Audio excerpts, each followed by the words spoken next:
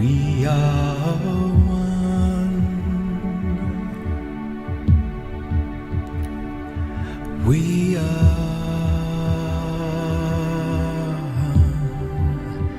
We are one.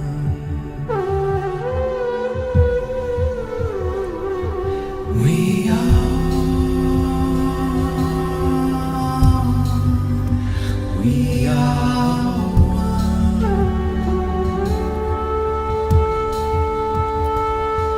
We are.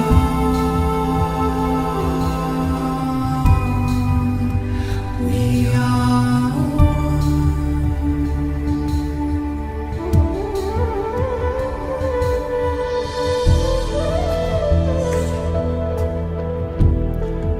And we are love.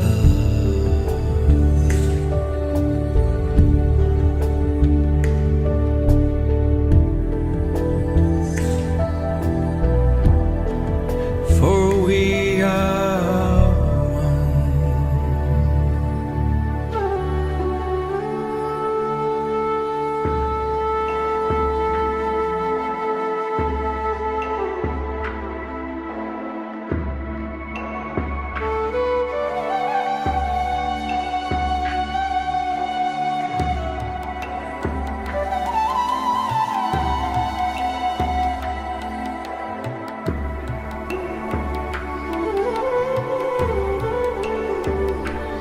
We are.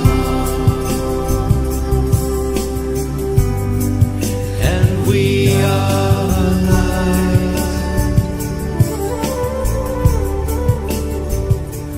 We are.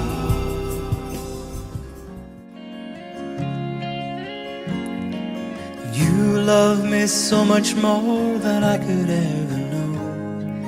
Your love is deeper than this world will ever show.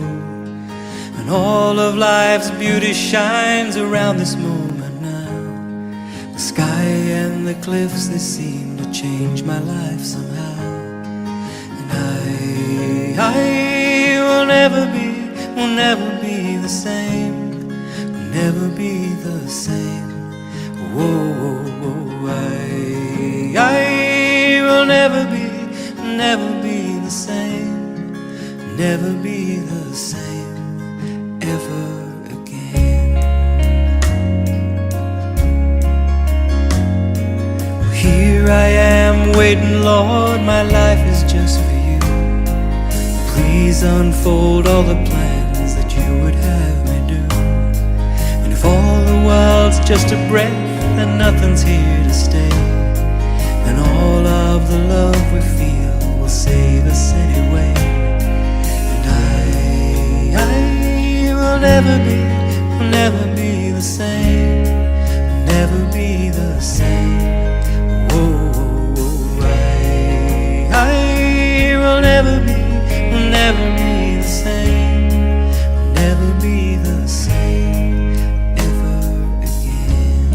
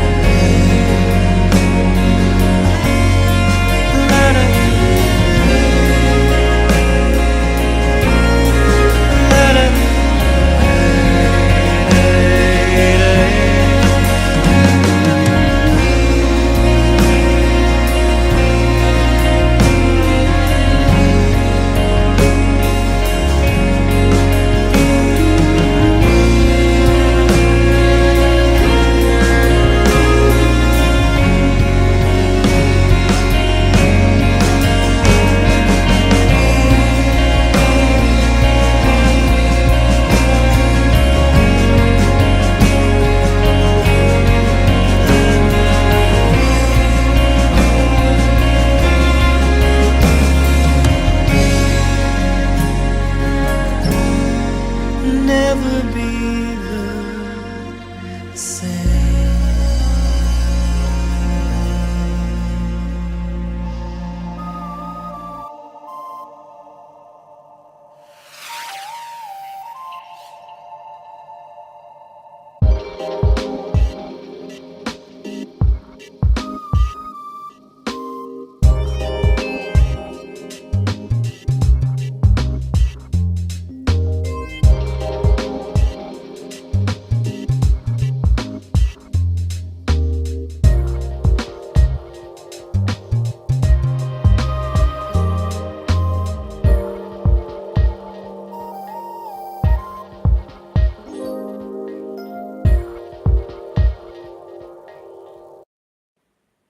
Hello and welcome to another SDA Q&A. I'm your host, as always, Peter Dixon, and my very special guest today is Graham Hood. How are you, Graham?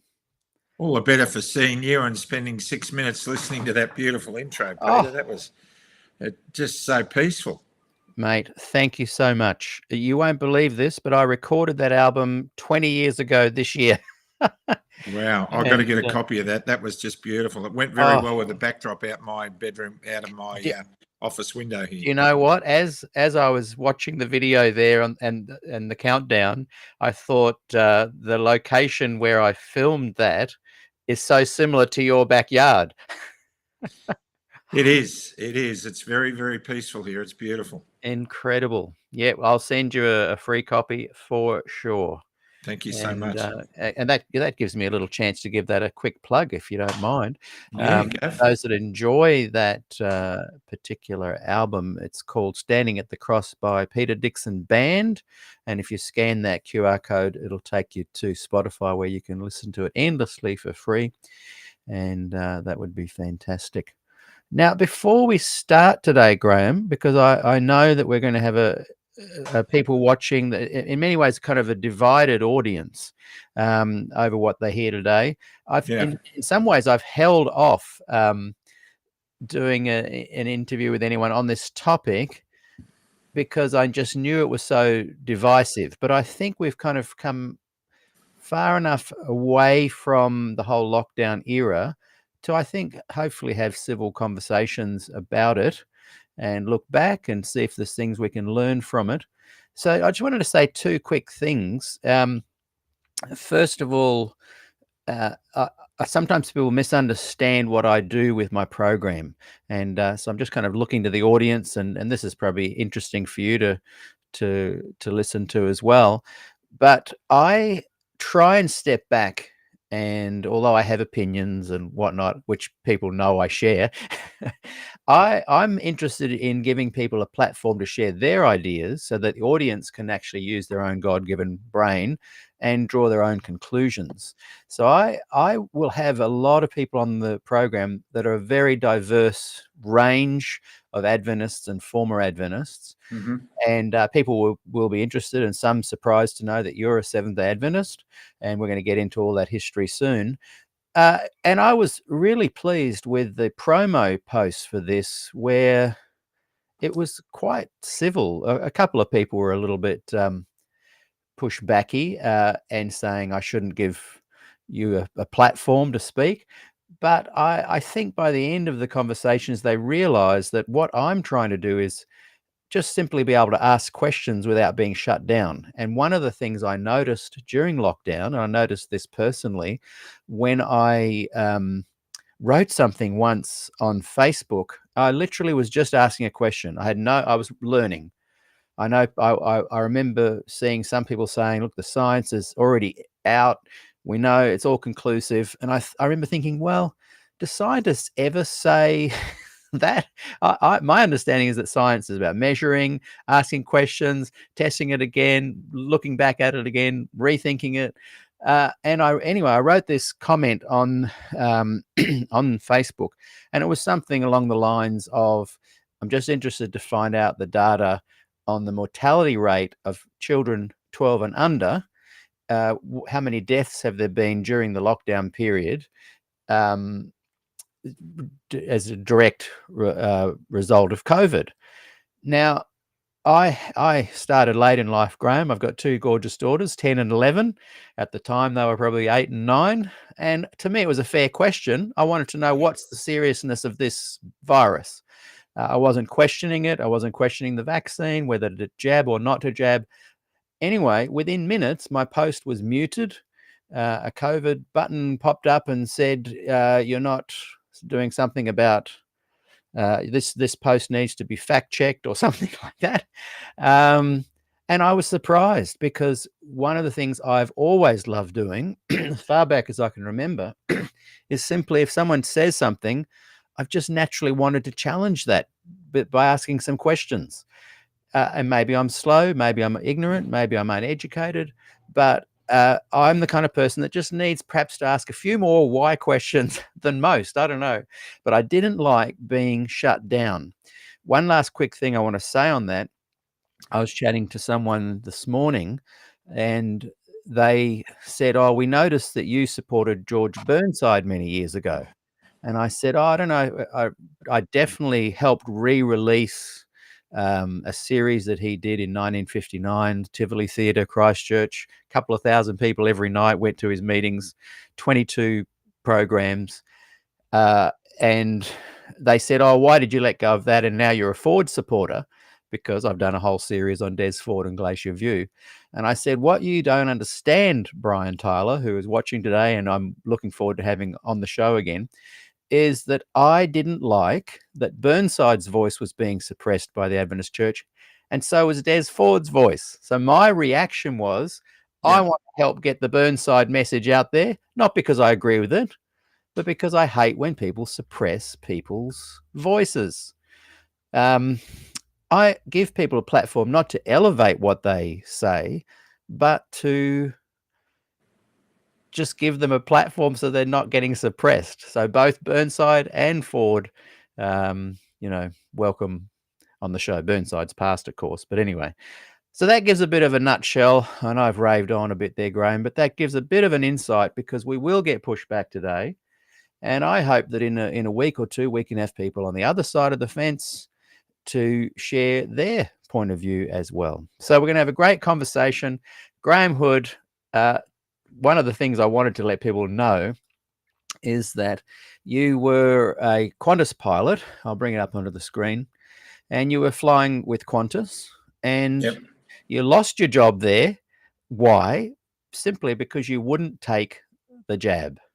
So tell us a little bit more about Graham Hood, early years, growing up, Seventh-day Adventist, and then coming up through Qantas, and then this whole new life that you've got where you speak television, rallies, all sorts of places. And you seem to be able to have a revolutionary vibe, or a vibe where you're standing up for free speech. But also you spread the love of your faith as well. So over to you, Graham. Tell us all those things and bring us up to speed. Before I do that, I'd like to open with a prayer, as I do always when I speak. So, if you don't mind, I'll start doing that. You can do that right away, no problems. Thank you, Lord Father in heaven. As we come together today, talking about things that may cause division, but we pray that they don't. We ask you to bathe us in the light of truth, grace, and mercy, and that the words we speak and the words we type and the words that we think are all there for kingdom outcomes, Father God, because we want to live by the motto of John 8:32, know the truth, and the truth will set you free. We pray in Jesus' name. Amen. All right. Well, I was a pilot for 53 years. I was a captain with Qantas for 32 years on the Boeing 737. I was one of their most senior captains on the 737, flying mainly domestically. I have flown more hours than most pilots in the world. I'm up with a fairly elite group of pilots who have flown in excess of 30,000 hours. I've flown 36,000 hours. I've carried 6 million people over 12 million miles, and I've done 22,000 takeoffs and landings. So I haven't left anyone up there. I took great pride in my job. I rose from humble beginnings, having left school at the age of 13, and also having a criminal record by the time I was 17. I was an atheist up until the time I was 53. I'm now 71 years of age, and I've always been a law-abiding citizen. I've always gone along with the law of the land. And as an atheist, my life had descended into all kinds of drama. And while I was still an atheist in 2006, it got that bad for me that I'd actually set a date to end my own life. I had a pornography addiction, and I was spending all my money trying to impress people. I was on a merry-go-round. I was soaked in debt, and I was just a very unhappy individual. And I thought the world would be better off without me.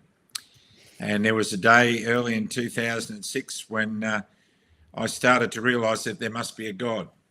And as I approached the time of my suicide, as I felt like I was hanging out over a cliff, I felt the hand of Jesus come into the back of my trousers and pull me back from the cliff. And his voice said in my ear, "Not now, I've got something better for you to do." And a few days after that, I met my now wife, Michelle, and she and I have been in ministry ever since for over 18 years now. We run a successful 12-step Christ-centered recovery ministry. We've done a lot of work with victims of childhood sexual abuse, especially within the Seventh-day Adventist Church. We have pushed very hard on the cage around that organisation to have recognition for victims and survivors of sexual abuse from within. And to that end, we've made probably a few enemies, but we've made a lot of friends as well. So the whole journey from then has been simply what is truth for me. And I was back in 2020 making plans to have the Pfizer vaccine. I'd given the nursing home, a Seventh-day Adventist nursing home that took care of my stepmom, I had power of attorney for her, and I gave them permission to give her Pfizer. And I spoke to my boss on the telephone, and my wife overheard the call, and I said to him, "I'm not getting AstraZeneca because I'm over 60 and I don't want a blood clot. But when there's a Pfizer clinic at the airport, let me know." And he said, "Sure, we'll have one in a few days." And when I hung up, Michelle said to me, "Are you getting vaccinated?" I said, "Well, yeah, we need to earn the extra money to build the property that we're on now that we use for ministry. And if I don't keep working, we won't be able to do that." And she said, "You've spent your whole life doing risk-benefit analysis. Have you done it on this particular issue?" And I said, "Well, no, I just trust the government." And then I went down a process after she egged me on to question the narrative. I went to basic media outlets like the ABC. I went onto their streaming platform, iView, and I researched Four Corners. I found 2 programs on Four Corners that were talking about the vaccine rollout in Australia. I was perturbed as I watched those programs to see that under freedom of information, the vaccine rollout policy was received by several politicians, and all 38 pages of it were completely redacted. When Brendan Murphy was asked on that program, the former Chief Medical Officer, Health Officer for Australia, why that document was redacted, he said, we have an obligation to our suppliers at their request not to reveal any information about this, and we've got to honour and respect their wishes. And I was incensed by that. I felt that informed consent was a basic principle in our health, and the 2 components of informed consent, that being information and the other one being permission, weren't able to be complied with by me because there was no information to base my decision on. And I then asked the Qantas Medical Department and the Civil Aviation Safety Authority Medical Department what they could tell me about this vaccine I was about to have, and they couldn't tell me anything. I asked them long-term, short-term side effects. Had it been tested at high altitude? Would I pass my medical every 6 months if I get it? They said they didn't know. I then asked 3 GPs that I had professional relationships with, and I said to them asked them what they thought, and they advised me that they wouldn't be rushing into it, but don't tell anyone I told you because I can be struck off the register if I do. Well, now, all those things within 4 hours, Peter, got me thinking that there was something wrong, because when we look at facts and truth and science, first of all, we don't have censorship in science. You can't have scientific debate with censorship. And as we think about the information being given to us, first of all, we must think about the methods applied which indicate the motives behind what these things are being pushed on us for. When I saw that we were being bribed, coerced and bullied and threatened with losing our jobs and livelihoods and homes, I automatically assumed, and I prayed for the Holy Spirit to guide me down that road, that any coercion, bribery or threat was not pushing something that was in my best interest. Because if something was in my best interest, I wouldn't need to be bribed or bullied to do it. So from that point on, I realised that there was an issue. I contacted one of the management pilots in Qantas and I put a question to him. I said to him, if I invented a brand new kind of aviation fuel at home and I brought a tanker along to the airport and I pumped that into my Boeing 737, would I be allowed to fly 200 passengers across to WA from Brisbane? And he said, of course not. How stupid. It would have to be thoroughly tested. I said, exactly. Then why are you forcing your pilots to put an injectable into their arm that nobody knows anything about, not even you? And then he said to me, Hoodie, I know where you're going with this, but we just trust the government and we suggest you do the same. Well, I'm sorry, Peter, I don't trust the government. I don't trust anybody to make critical decisions in my life other than God. And I could not, based on that. I shifted from wanting to get vaccinated to keep my job to realising I would be crazy to do it, just my opinion, based on my own research. And as a result of that, I went onto a Zoom call with 300 other pilots who were very concerned about the mandates because they felt like I did. They felt that we could be a ticking time bomb in the cockpit. And in the last 2 months, 7 pilots have died around the world on duty. So I was left with in the unenviable position of realising that my career was probably going to end. I still had a couple of years to go.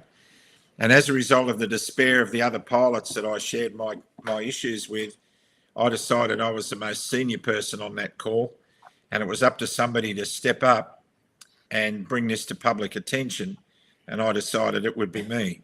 So the day that I put my uniform on for the last time, I set up my iPad and I filmed a video that went viral. It had 7 million views over 9 hours from all platforms, and my life ever since then has changed completely.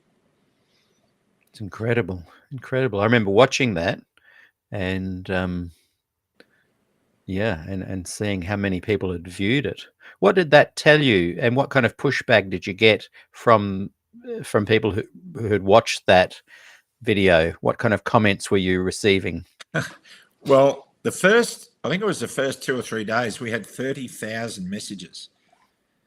And we actually got some volunteers in to help us wade through them because most of them were incredibly supportive. Most of them were saying things like, thank God you spoke up. I thought I was crazy. I thought I was the only one. People talking about being locked down in Victoria and having their children commit suicide because they felt there was no future under Daniel Andrews. People who had lost their homes, their jobs, their families. Doctors who had lost their right to practice. One doctor said, I'm the only person in my specialty in Australia and I have been deregistered. I will never practice medicine in Australia again. And he asked me to pray for his patients and the 15 staff that he had to terminate as a result. And there was some pushback, some from pilots, which amazed me. Although not really, but some pilots said that I was irresponsible, that it was my duty to be vaccinated. I never quite understood the logic, and even though I explained it the way I have now, they were very nasty about it. There were some chat rooms that were set up around my name that were very bad. They were very nasty. In fact, if I hadn't had the strength of the Holy Spirit that I pray for the infilling of every day, I'm sure it would have driven me back to the edge. It was bad. But now, Peter, a lot of those people have called me and apologised. A lot of them are now sick. I take no comfort in that. I want that the things I think are happening not to be true. I want to be wrong because if I'm right, a lot of people I love and care about are going to be sick. And a lot of my friends who fly are really sick. And the sad part is they're too scared to declare it, just as many doctors in Australia are too scared to declare what they're seeing in their practices for fear of being deregistered and losing their licence. So, but I'm comforted by the fact that we are starting to look at the fact that there's an elephant in the room that needs questioning. I note that last week, the former Deputy Chief Medical Officer of Australia, Dr. Nick Coatsworth, admitted on 2GB radio in Sydney that he had only had 3 jabs, and the last one he had was a booster 2 years ago. And when he was asked why he didn't have any more, he said the science doesn't support it. So, and he was a poster child that was pushing it. There's more and more information coming out now, which is good because it drives the need for proper, thorough post-incident debrief. And one of the things that I'm most glad to have participated in since then is that I was called to give evidence in the Australian Senate in Canberra as to the terms of reference for the upcoming Royal Commission into the COVID response. And in that, I spoke for 19 minutes, and most of the senators were online. And normally there's a Q&A at the end where they probe you and pose questions to you that often you have to take on notice, as most people who've seen those would know. And of note to Senator Malcolm Roberts, who asked me most of the questions, he said he's never been in a committee hearing where no questions were asked of the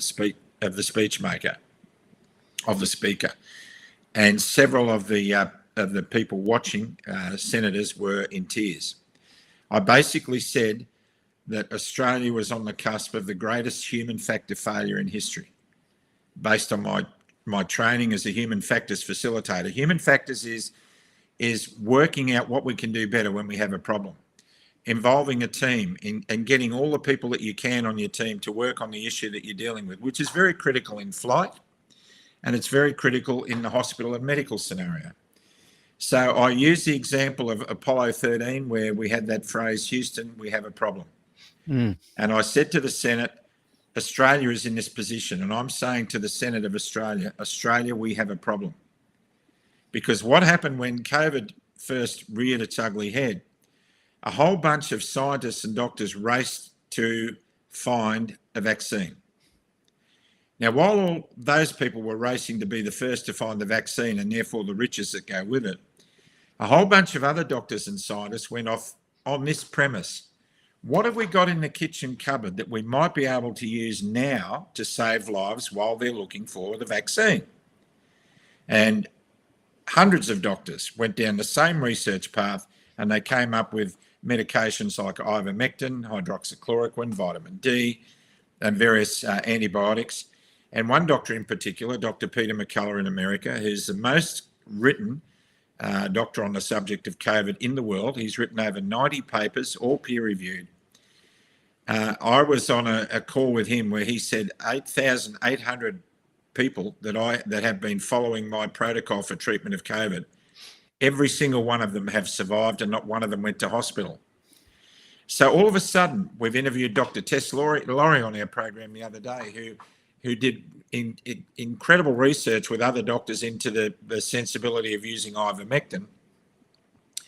When those drugs were promoted then, the people who were working on what have we got in the kitchen cupboard went to the government and said, hey, look, we found something that might save lives while we wait for a vaccine.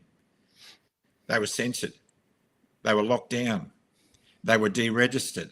They were deplatformed.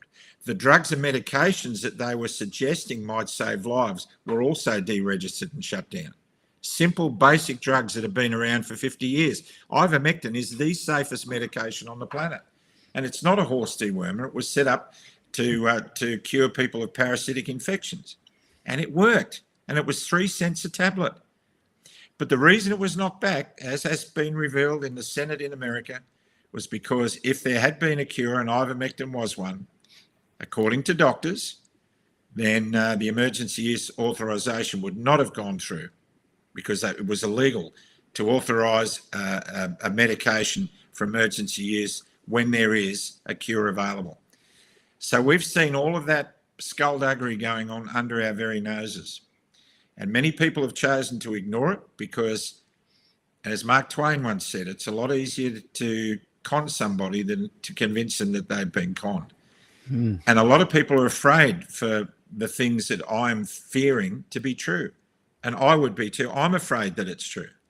But I'm not a doctor, but I am a risk-benefit analysis person as a result of my career. And what we need to do now is absolutely examine the facts as they are. There is a problem. There is a mortality rate increase in Australia of between 17 and 20%. That's equivalent to 500 people a week dying of an unknown cause that didn't happen before. That's equivalent to a jumbo jet and then some crashing every week. That's a lot of people. And nobody's asking the question, what's causing it? It may not be a vaccine. People are saying it's long COVID. It may not be, but nobody's examining. And the reason they're not asking the question, Peter, is because if they find the answer is in line with what I'm feeling is the answer, then they're liable, and they don't want to be liable. So all these things, what we've got to do is adopt an attitude of grace. We have to adopt an attitude of, if a lot of people are sick and dying, we have to find out why. And the only way we can do that is to have a non-punitive safety culture around medicine. So if you've made a mistake, you must be allowed to say, I made a mistake, and then get on with the cure. Yeah. I've been watching some of the Fauci questioning. He's been under a bit of, I forget where it is at, but he's been asked lots of hard questions. But my point I want to make here, which aligns with your whole tradition of being a pilot. I remember talking to a good friend of mine who is also Qantas Jetstar pilot. I was chatting to him about this information I'd read where often there'd be major accidents in airplanes. I don't know when this happened. Anytime people listen to me, fact check, but you can confirm this for me, where a lot of planes were going down when the co-pilot felt the captain was making a mistake, but because of the position of and the authority of the captain, they would be quiet. So some ruling came in, and the co-pilot's allowed to say, captain, desist, or desist, captain, and the captain, you must listen. You must listen, exactly. Yep. And my whole point is that as we moved into and away from the whole lockdown period, I just wanted to be the co-pilot that could say, hey, look, just listen for a second, government, and answer this question. Do you think there's a problem here? So to me, it's beyond misinformation or incorrect facts. It's simply going, can we ask the question? And what I noticed most is that the co-pilots weren't allowed to ask the question. And like you're saying there, one way to remedy that is for the medical practitioners to somehow not be liable for being able to say they were wrong. That's a good way to do it. But also to be able to say openly, look, I'm just asking questions. What are your thoughts on that? And tell us a little bit about the please listen, Captain. I actually got to say in the Senate, government, you must listen. I talked to them about it's called the urgency message. We train our pilots around the world to respond to that message in a way that they get they've already automatically, their attention span has gone to where the issue is. So if a co-pilot yells out to me, or he's telling me that something's not quite right and I'm not listening, or it seems that I'm too solution oriented, he then uses the urgency message, which is, captain, you must listen. Right. Now, if I don't listen after that message, the next thing he's got to consider is taking control. And that's a really big move for a co-pilot to do to a captain. Yes. Yeah. But, I've had to do it. And the captain was always grateful that I did after the event. And I was always prepared to have a co-pilot tell me that I'd made a mistake, because, for goodness sake, you can't muck around up there. I left my ego at home when I went to work, Peter. I learned to do that at a very young age. So the whole notion of captain, you must listen is there's a problem, we're not solving it, or the solution we've applied isn't working. We must rethink the whole thing. And there's a model called SADIE, SADIE, share information, analyse information, develop a solution, implement the solution, and evaluate. How is it going? And if it's not going the way you plan, go back to the S and start again. I've actually trained medical teams as an airline pilot in these techniques called human factors, because I was an instructor in that, in both Australian Airlines and Qantas. And we were subcontracted out to the military and medical teams to teach them these programs and look at them react under stress. The big issue is, in this situation, is there's too much vested interest now. There are too many mainstream media outlets who pushed it on people, who denigrated those who dared to question the narrative. And there are too many governments, bureaucrats and corporations that pushed it too hard and overcooked the goose. And they're terrified of the truth that's now coming out. And the truth will not be held back. It's how we deal with them when the truth comes out. The first thing you've got to do in triage, as any nurse or paramedic or doctor will know in this situation, first remove people from the danger. Once you've removed them from the danger, then worked out where that danger is coming from and eliminate the danger. And that's good human factors. And you can't do that while ever there's censorship. And that's the biggest issue. And the urgency message I'm screaming out from the rooftops is, hey, I'm not a doctor, but I know about human factors and I know about risk-benefit analysis, and something's not quite right. And we're not asking the questions we need to ask. And as happened in Apollo 13, when that oxygen tank exploded halfway to the moon, the first question that Gene Kranz, the ops controller at Houston, said, what have we got in that capsule that we can bring these men home with? And there, if you've seen the movie or read the book, you'll know all the work that was done with the bits and pieces they scavenged from around the space capsule to bring it together to keep those men alive till they re-entered. And that's what must be happening in Australia now. And sadly, it isn't, because political expediency and greed and litigious action resulting in lawsuits and possible imprisonment. Sure, later on, some people who are criminally negligent need to be held to account, because if we don't hold them to account, we're enabling that behaviour to continue. So it's inevitable, but we shouldn't be punishing people for the sake of hurting them, condemning them. That's God's job. We're about God's work, not God's job. But we've got to apply penalties sometimes to prevent these behaviours from continuing and enabling others coming up through the ranks to do the same thing. Mm-hmm.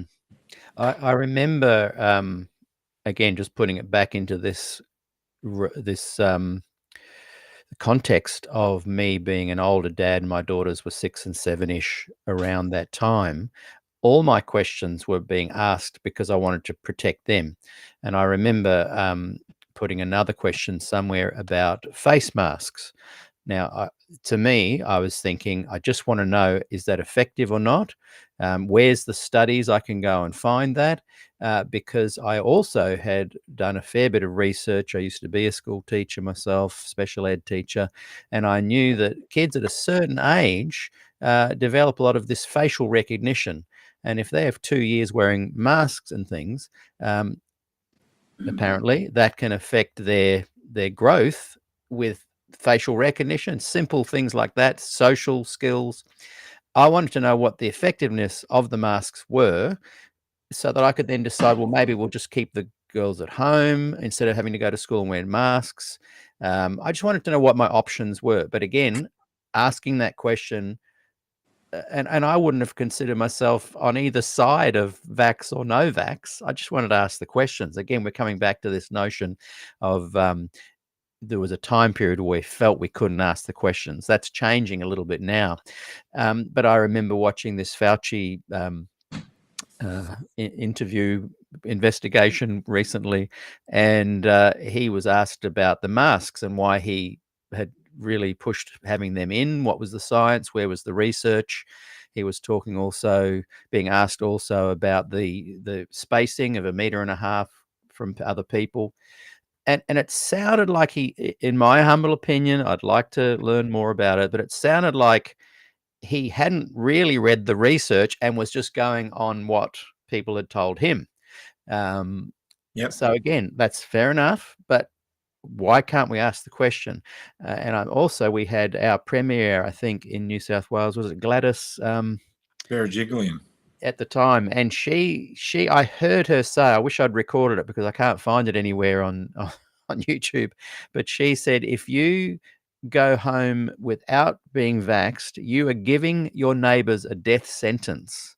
And I love my neighbours. I've got Lisa and Darren this side and good friends the other side, all around me. I wouldn't want to do that. But if that was true, well, then I would just ensure that I would keep really separate from my neighbours. But I found the language of, if you don't get the vaccination, you're going to go home and give your neighbours a death sentence. I just kind of thought, what is going on here? But how does that work, Peter? If all your neighbours had been vaccinated, the vaccine was meant to protect them from you. Yeah. So And that, we know that it did not prevent the spread. It did not prevent infection. We know that masks definitely were counterproductive to the whole thing. We've interviewed experts in America who gave evidence in the Senate over there, which had the mask mandate dropped because of their work health and safety experts. A lot of people did more harm wearing masks than they did by not. So it's a misnomer that masks actually worked, and the research is there for people to look at, but a lot of people don't want to, because they don't want to lose any more faith. And this brings me to why I'm doing what I'm doing now. If we can step beyond the whole pandemic thing for a little, because there's a real issue going on at the moment. There's a real issue around loss of trust and faith in institutions, including the church. Now, we had a situation where I've had staunch Roman Catholics on my podcast telling me that the Pope was wrong in telling everyone to get vaccinated. He was dead wrong. I've had doctors who are Catholics say that. We had a situation where the Archbishop of Canterbury said at the beginning that if Jesus was alive today, he'd be vaccinated. Now, I don't know how that sits with a lot of people, but it's an odd notion. But the people that have seen so much in the last few years have lost faith in government. And I know this because Michelle and I have travelled 70,000 kilometres on 5 tours of Australia. We've spoken at 300 community events and 30,000 people we've spoken to, plus the hundreds of thousands at rallies. We ask the question, do you trust the government? Everyone yells out, no. Do you trust health? No. Do you trust education? No. Do you trust the bank? No. Do you trust corporate charities? No. Do you trust the institutionalised corporate church? No. Who do you trust? So my thing is saying, well, I trust the Lord Jesus. That's where I put my faith. That's where I develop my character, through his Holy Spirit influencing me in my life. And as a result of that, and which makes me a very happy person, I sit here today as a very, very happy person because of my faith in Jesus, even though I've done hundreds of interviews with people who are talking about the potential for doom. It worries me not, because I know God's still in control. And so as a result of that, one of the problems that we saw of people losing faith and trust in all these institutions was going to be remedied by the fact that we could divert them into a faith and trust in God, as I have, which elevates them above the murk of fear, false evidence appearing real. So when I was first invited to speak at a rally, I was horrified. I've never spoken at a major event like that before. What am I going to say to these people? And the first one I spoke at was at the border of Queensland and New South Wales, and there were 17,500 people there. And as I walked through the crowd with Michelle, all these people stood up and cheered, and I thought that Eric Clapton had walked into the crowd or something. And I realised they were cheering me, and I was mortified. And I'm thinking, all these people have come to hear me. What do they expect me to say to them? And so I was one of the last speakers. And as I stood at the back of the stage with the organisers, I was being approached by several people to get me to push certain agendas. And everywhere I've spoken at a rally, I've had someone come up to me and say the same words. Whatever you do, don't you dare pray, and don't you mention God. And the minute I hear those words, that inspires me to go out and do just that. So there I was at this first rally, and I'm praying, what am I going to do? What am I going to talk to these people about? I've got no idea what they want to hear. And so I walked up. When I was called to the microphone, I was praying. And I walked up praying out loud. And as I got closer to the microphone, people started to hear my prayer because it was a wide field microphone.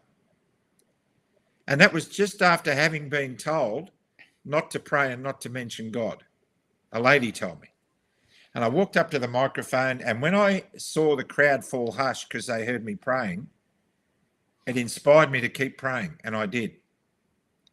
And when I said amen, I heard 17,500 people yell out amen. And it was so shocking, I couldn't believe it. I was expecting to be booed off the stage. I said it again and again, and the amen got louder and louder. And then I said to them all, I've just been told not to mention God and not to pray. Well, stiff cheddar, if you don't like it, stick your fingers in your ears, because here it comes. And then the whole crowd erupted in cheer. And I told the story of the courage of Desmond Doss. And I talked about the Sabbath. And I talked about the glory and the hope of the second coming.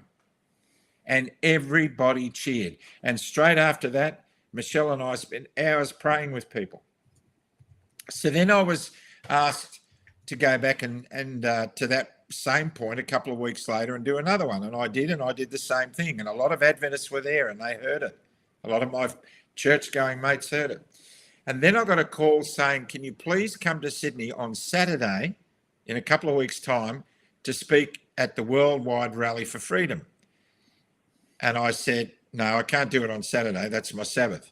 And they said, no, please go on. Please come, because the people are going to come if you're there. And I said, no, it's my Sabbath. And the organiser said to me, can you at least pray about it? And I said, all right, I will. So for about a week, I prayed fervently. In my heart, I didn't want to go. And then 2:30 one morning, I sat bolt upright in bed. And Michelle said to me, what's the matter? I said, I've just had this, I've been impressed to go to this rally on Saturday. And I've been pressed. It was like a voice from God said to me, go to the rally on Saturday. You're not going to rally, you're going to church. And I went to that rally and I prayed in front of 350,000 people. I told the Desmond Doss story again. I talked about, you know what, I shouldn't be here because this is my holy Sabbath. I talked about the Sabbath, but I said, I'm here because I feel God sees you as church. And it's my purpose to introduce you to Jesus. And that's why I'm here. And 350,000 people, Peter, cheered out and said amen. Now, this is what happened that day. An enterprising group of Adventists under Pastor Sam Bragger in Sydney, they said, we should go to that rally, because when Hoodie speaks at that rally, and if he tells the Desmond Doss story, we should have a whole bunch of great controversies and other literary pieces to offer, and we should give them out. They gave out tens of thousands of great controversies. They were snatched out of their hands. I sat in a speaker's tent next to politicians who were reading it. And then all of a sudden, a movement started. People realised that this is an opportunity to reach out to fellow Australians and introduce them to Jesus. So when I got to speak at Canberra, a series of rallies that were held there, the biggest rallies in Australian history, to hundreds of thousands, some estimated over 1 million people on the 12th of February 2022. A whole bunch of really clever Seventh-day Adventists set up on the side of the rally field a bunch of tents, and they had a banner on those tents saying Friends of Hoodie. And dozens of them stood there with tens of thousands of copies of Steps to Christ and of great controversy. And when I finished speaking and I prayed, they swarmed the tent and they grabbed every copy they could. The Adventists that were there waiting to hand these books out said they couldn't believe it. Normally you've got to convince somebody for half an hour to take a book. They were snatching them out of our arms. And as a result of us speaking at all of these rallies, hundreds of thousands of pieces of Adventist literature have been handed out. Hundreds of thousands. And there is a harvest out there, Peter, that begs to be picked. It's begging to be picked. And as a result of that, and seeing the pain and the suffering of the people who've now formed a second-tier society in Australia known as anti-vaxxers, they need ministering to. And I feel called, along with many others, to do that. And as a result, I have baptised 300 odd people into Christ. And I've been criticised. Why are you baptising? Seventh-day Adventists have criticised me. You shouldn't be baptising. You're not qualified. And my answer to the hierarchy who asked me that question in the conference, why are you baptising? I said to them, because they don't trust the church enough to come in and have you do it. They've lost faith in corporate institutionalised church because pretty much every institutionalised church banned them from coming unless they were vaccinated or made life very difficult for them, and some even sacked their employees, as the Seventh-day Adventist Church did. And so I'm baptising them into Christ. And what they do with that, we do a lot of follow-up fellowship with them, and we're organising Church Without Walls online to give them online church groups, and they're getting Bible studies from other Adventists.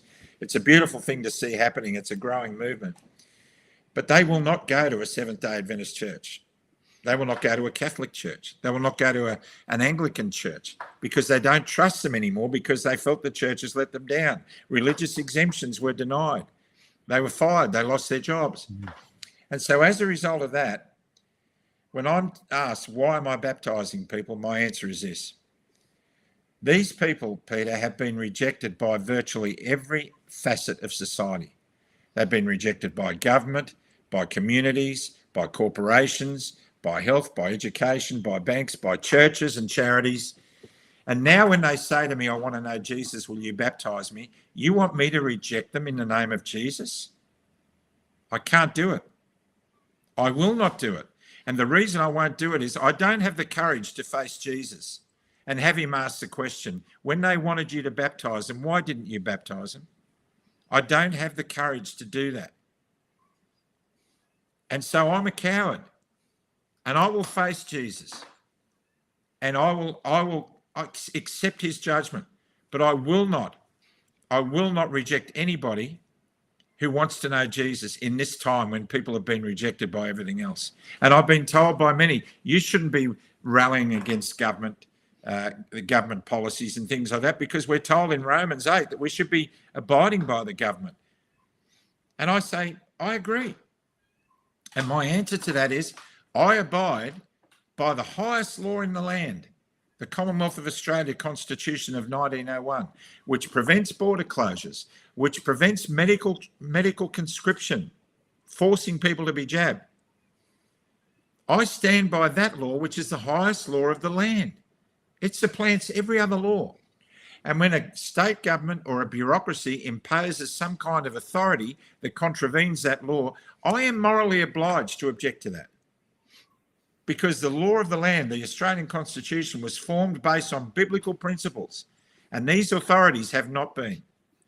And it is every Christian's obligation to stand against evil, because evil thrives when people keep secrets, Peter. So I have had to defend myself for the last 4 years, and I make no apologies for my actions, none. I'm guided by the Holy Spirit because I pray for the infilling every day. I get up every morning and I write 3 or 4 devotionals for people to get them started each day. There are a lot of people coming to Christ. There's a lot of material being sent out into troubled people who are growing as a result of that. And the harvest is ripe. And we have to be unafraid. We have to go forward with boldness and harvest that crop, because people are dying to know Jesus. They're dying. And what are we doing? We're putting rope barricades around churches. We're making sure people wear masks. We won't allow people in who haven't been vaccinated. Some churches went against that. Great. But we have witnessed a mass exodus from corporate church around the world because corporate church marched in lockstep with government to its detriment and to the peril of the salvation of millions of people. And we have to stand, because we love our church. I love my Seventh-day Adventist church. I love its truths, but it needs to be held to account. It needs to recognise, as the health authorities need to recognise, that we need to do a proper post-incident debrief, because we need to do this better next time. This church will survive. If this church is God's church, it will survive. One thing I've noticed, and boy, I've got lots of questions, and those watching, it's interesting in the comments. I can see people that agree with you on the you should be allowed to ask questions, the vaccination stance, but disagree with you on the theological stance. And I one of the things I try to do, which I think is succeeding, is that in our SDA Q&A group, we're trying to find that common ground. So where can we find the common ground with Graham Hood? Where can we find the common ground with a really conservative, legalistic Adventist? Where can we find the common ground with someone that's, says that you can still be an Adventist and not believe in Ellen White? These are the interesting conversations, and I love trying to find the common ground. And I want to come to some thoughts I have on the church administration and how they have connected with this topic. But I just want to come back to them in a minute, because I wonder, before I leave what I was asking earlier about the mortality rate of the children aged under 12 and how I couldn't get an answer. And when I did ask, I was shut down. That raised the alarm flags for me. So I just want to say two things. One, that I did kind of research a bit of what that was. I had to kind of do some maths and even seek AI help because I just couldn't really find the information there. So I'm interested why that was kind of hard to find. But secondly, someone didn't like that I was giving you a platform and suggested that I was being irresponsible because would I have spoken out against the vaccine for whooping cough? So I'll come to that in a moment. So just ponder that in the back of your mind. But I just want to quickly chat about those two things. So when I found the data, and as I said, I did use AI to help me a little bit, whether that's accurate or not. I did also look at the UNICEF page, and they did give some numbers, which I did my own maths, and they came out exactly the same as the AI answer. So I'll just read what the AI said. And UNICEF, I would say, would be fairly supportive of vaccinations. So I think it's a fairly accurate report there. And again, I know I'm sounding a bit careful here, but I want to invite people that are really opposed to your political view on this to come on the show in a week or two, and let's hear your side of it as well. But here's what AI said about my question, which was what was the mortality rate of children under 12 who died with COVID globally during the lockdown periods. And I tried to find what it was in Australia. I think it's probably less than the global stats, but either way, this is what the answer came back as. The mortality rate for children aged 12 and under who have died of COVID-19 globally during lockdown periods has been estimated to be less than 0.01%, indicating a very low risk of mortality for this age group. So again, contextually, my daughters were in that age bracket. I'm very concerned, wanting to ask questions. I'm the kind of person that doesn't just believe it because I've been told it. I've been like that since I was 7. Sorry, that's just how I was born. But it's held me in good stead to kind of question things. So my response to that would have been at the time, if I could have found the answer to that, is, okay, so should the vaccines be rolled out to specific groups and not others? Because there was some talk about under 12s being given the vaccination. And I thought, well, if I knew that back then, I would probably have gone, well, here's my next question. Because it's such a low risk for that age group, can we kind of not give them the vaccination, but maybe, yeah, sure, 25 to 65, go for it, or not? Definitely give it to 65 plus. There's some indication that they're more at threat. I would have been willing to go, yeah, well, can we talk about rolling it out in different ways? But it seemed like I couldn't even ask that. Yeah. So again, I want to highlight, I'm not saying I'm against vaccinations. Thank the Lord for the vaccinations that stopped greatly diminished the chances of kids getting whooping cough. But in my questions in the post that I wrote to promote this interview, someone did say, "Oh, so you're ignorant, you're irresponsible, you're uneducated. You would have been the kind of guy that questioned the rolling out of vaccines during the whooping cough." Well, I probably would have said, what's the risk of my child getting whooping cough? And maybe, I don't know, you might know this, but was it really high? great, go for it.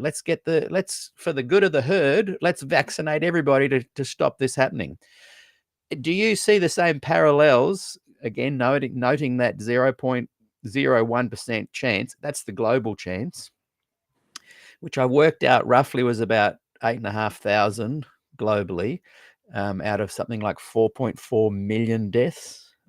Again, fact check, go and fact check.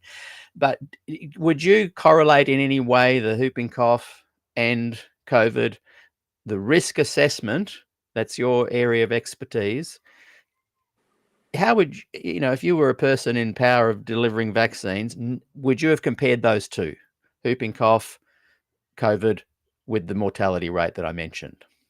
No, I wouldn't have, for the simple reason that the vaccines for whooping cough are a totally different animal. It's a totally different beast. Now, I can't answer this question from a medical perspective, but I've interviewed dozens, if not hundreds, of medical professionals who have given me these answers. Professor Harvey Reich from Harvard University, who has come out and demanded that all vaccines be halted. Also, Dr. Pierre Corey, who has ceased giving any vaccines to anybody from this point on. I've interviewed Professor Angus Dalgleish, who's a professor of oncology at St George's Teaching Hospital in London, one of the foremost oncologists in the world, who is demanding that governments cease these vaccinations immediately. My wife is a registered nurse who always defended vaccines, especially around whooping cough. But I interviewed someone recently who's spent a lifetime researching vaccinations, and he's written a book called Dissolving Illusions. His name is Roman Bistrianic, and he's on our podcast of about 2 weeks ago. And all his research, which is backed by government documentation, has proven that every vaccine that has been brought into use, public use, it always came in after the illness had dissipated to nothing. And the research points to the fact that we're seeing decreases in polio. Polio is said by many to have been caused by DDT back in those days. We're now seeing that improvements in hygiene, a lot of diseases like smallpox and cholera and that were prevalent in cities in Europe because human feces and animal feces were in the street. People were wading through it every day. There was no hygiene back in those days. Water was polluted. And so we're seeing so much evidence now that a lot of the vaccines that have been introduced after the disease had done its dash, after the virus had done its dash. Now, I'm not a doctor. I can only go by credible information that I'm given, to the point where I might alienate even more people. But I was never an anti-vaxxer. I had everything. But I am now. I am now because the government has overcooked the goose. The government, which is now critical of people who won't get vaccines, has to hold itself responsible because it pushed them too hard. And it didn't have the science to back the last one up. It's the COVID vaccine rollout that has made me into an anti-vaxxer, and the government and the mainstream media's approach to it. I was never one. 2019, I had a tetanus shot because I got bitten by a feral cat. I would never have a tetanus shot ever again. You know what? I actually believe that God's immune system, if properly supported by good health, as far as food and exercise and all the other good healthy regimes of living, I think that's sufficient. As God's grace is sufficient, I think his immune system is sufficient. And we're messing with that immune system. We're messing with our DNA with these RNA shots. We know that there are DNA contaminants in the shots. Don't take my word for it. It's out there. You can see it. TGA know it. So I won't be putting an injectable into my arm again unless I'm in a critical situation suffering trauma. And I'm so glad that I've come to that realisation, because when we look at the fact that when I was a kid, you had 5 childhood vaccinations until you were 14. Now they're having, before they're age 4, I think they're having 48 vaccinations. And we're looking at a rise in ADHD and all these other disorders and autism and all that sort of stuff. And people are saying you can't blame vaccines for autism. Well, we need to look at it, don't we? Because autism has gone through the roof, and what's the common denominator? So I don't know whether that answered your question or not, but I think the answer should behold everybody to do your research before you allow a needle into your arm or the arms of your children. At least do the research. I did, and I'm glad I did. As I said, I was 2 days from getting vaccinated. And friends of mine who got vaccinated to keep their jobs, many of them are now sick, and many of them regret it. One senior A380 captain in Qantas called me about a year ago and told me that he did it to keep his job. And I asked him how he felt when they put the needle in his arm. He said, I felt like I was being raped. And most people, I believe, got vaccinated because they were coerced and bullied into it. I think most people had a feeling that it wasn't the right thing to do. And that's been borne out by the fact that 85% of Australians are now considered unvaccinated because they haven't had more than 3 shots. Why are they reticent now? It's not because of what I'm saying. I don't influence that many people. It's because they're seeing things that don't quite measure up. And they're doing research and they're asking questions. And if we keep asking questions, eventually the censorship will have to open up. Because too many people are asking questions. We've got to start giving them some answers that they can put faith in. The medical profession has been decimated by the last 4 years. I know because I'm talking to thousands of doctors, thousands of them. I've spent the last 4 years working with the Australian Medical Professionals Society and others. I'll be speaking at a medical conference in New Zealand over two one-day events with Professor Angus Dalgleish. And he'll be talking about the spike in deadly cancers that have happened since the vaccine. He's also a pathologist, and he and his fellow oncologists and pathologists have been examining through autopsies what has killed the people with these turbo cancers that they're seeing, and they found it's all connected with the spike protein. So, I mean, don't trust me. Don't even trust Professor Dalgleish. But for goodness sake, you don't have to go down rabbit holes to look for the information. It's there on World Health Organization websites. It's there on so many different publicly available websites for you to make your own critical assessment on. The next 12 months are going to be fascinating as it is more, like you said, it's easier to find this information, and people that were involved are being questioned about it and having to validate why they pushed certain things. So the next 6 to 12 months is going to be fascinating on this topic to see what we've learned by asking the why questions. I just want to now just chat a little bit about what we were talking with, how the church kind of has reacted to this. And I know a lot of friends of mine that are school teachers that were kind of given a pretty hard run in some ways, and I'm interested in your thoughts on that. I'll bring up something that I'd just like to bring up some questions and comments every now and again. With Girded Sword, I think we know who that is, has written, I was at the first rally Graham spoke at. It was electrifying. Thousands of people respectfully silent while he prayed. What a missed opportunity for the church. One thing I've noticed in these interviews, I'm nearing 300 interviews, may have crossed that mark since I began SDAQ&A, and I'm noticing that the Adventist Church seems to often come to these moments where they can embrace an opportunity to kind of move in whatever different area, whether it's political, theological, educational, also, but right back. I've researched this a lot, and I've had lots of people share thoughts, smarter people than me, scholars, academics. 1851, well, missed opportunity. 1888, missed opportunity. We go through to early 1900s with a lot of the Kellogg's, Ellen White, the A.G. Daniels, president at the time, missed opportunity. 1919, missed opportunity. 1957, questions on doctrine, missed opportunity. 1980, Glacier View with Des Ford, missed opportunity. And people will look back on this and say, hey, maybe that was a missed opportunity as well. Why do you think that happens? Administratively, is the church trying to please both sides? Because in many ways, I think the Adventist church is kind of split in some ways, like I guess every movement is.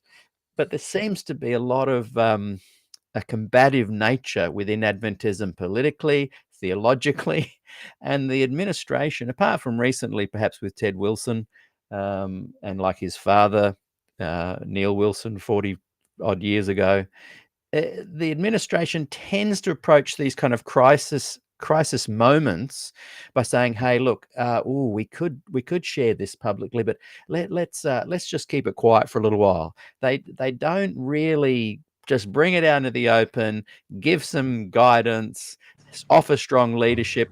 They tend to just put it under the carpet.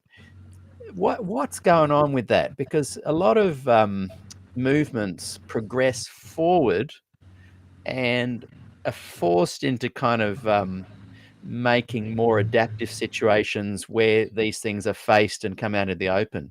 There's something about Adventist leadership that almost plays each side off each other and just suppresses it and keeps it quiet and just hopes that it'll go away until next time. What are your thoughts on that general ramble that I've had there? And how did the church respond to this situation? Well, the basic tenet of what you're saying is that they're afraid. Right. And they're afraid because the corporate identity of the church has become more important than the mission. They're protecting the corporate identity at the expense of the mission, which is to spread the gospel of Jesus Christ in love and compassion to people around the world. That's our mission.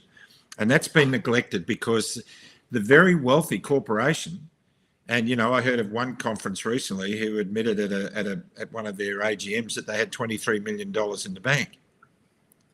And my question is, what good is $23 million in the bank when there are homeless people right throughout your division? What on earth are you doing? Why do we need $23 million in the bank? Why do we need expensive glass-covered monuments to the corporation in the office buildings that we occupy? What's going on here? And I think that's the basic problem that they have.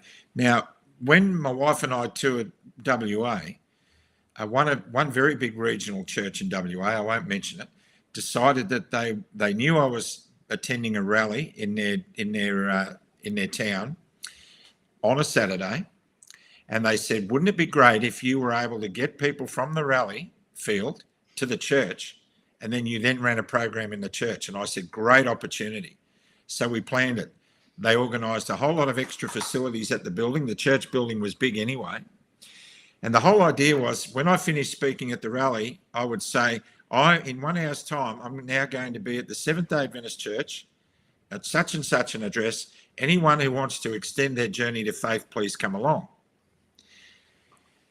That was planned for this particular Saturday, and the church went to great effort to set that up. It was going to be a wonderful opportunity. They had a whole bunch of people ready to disciple those who were coming in from the rally.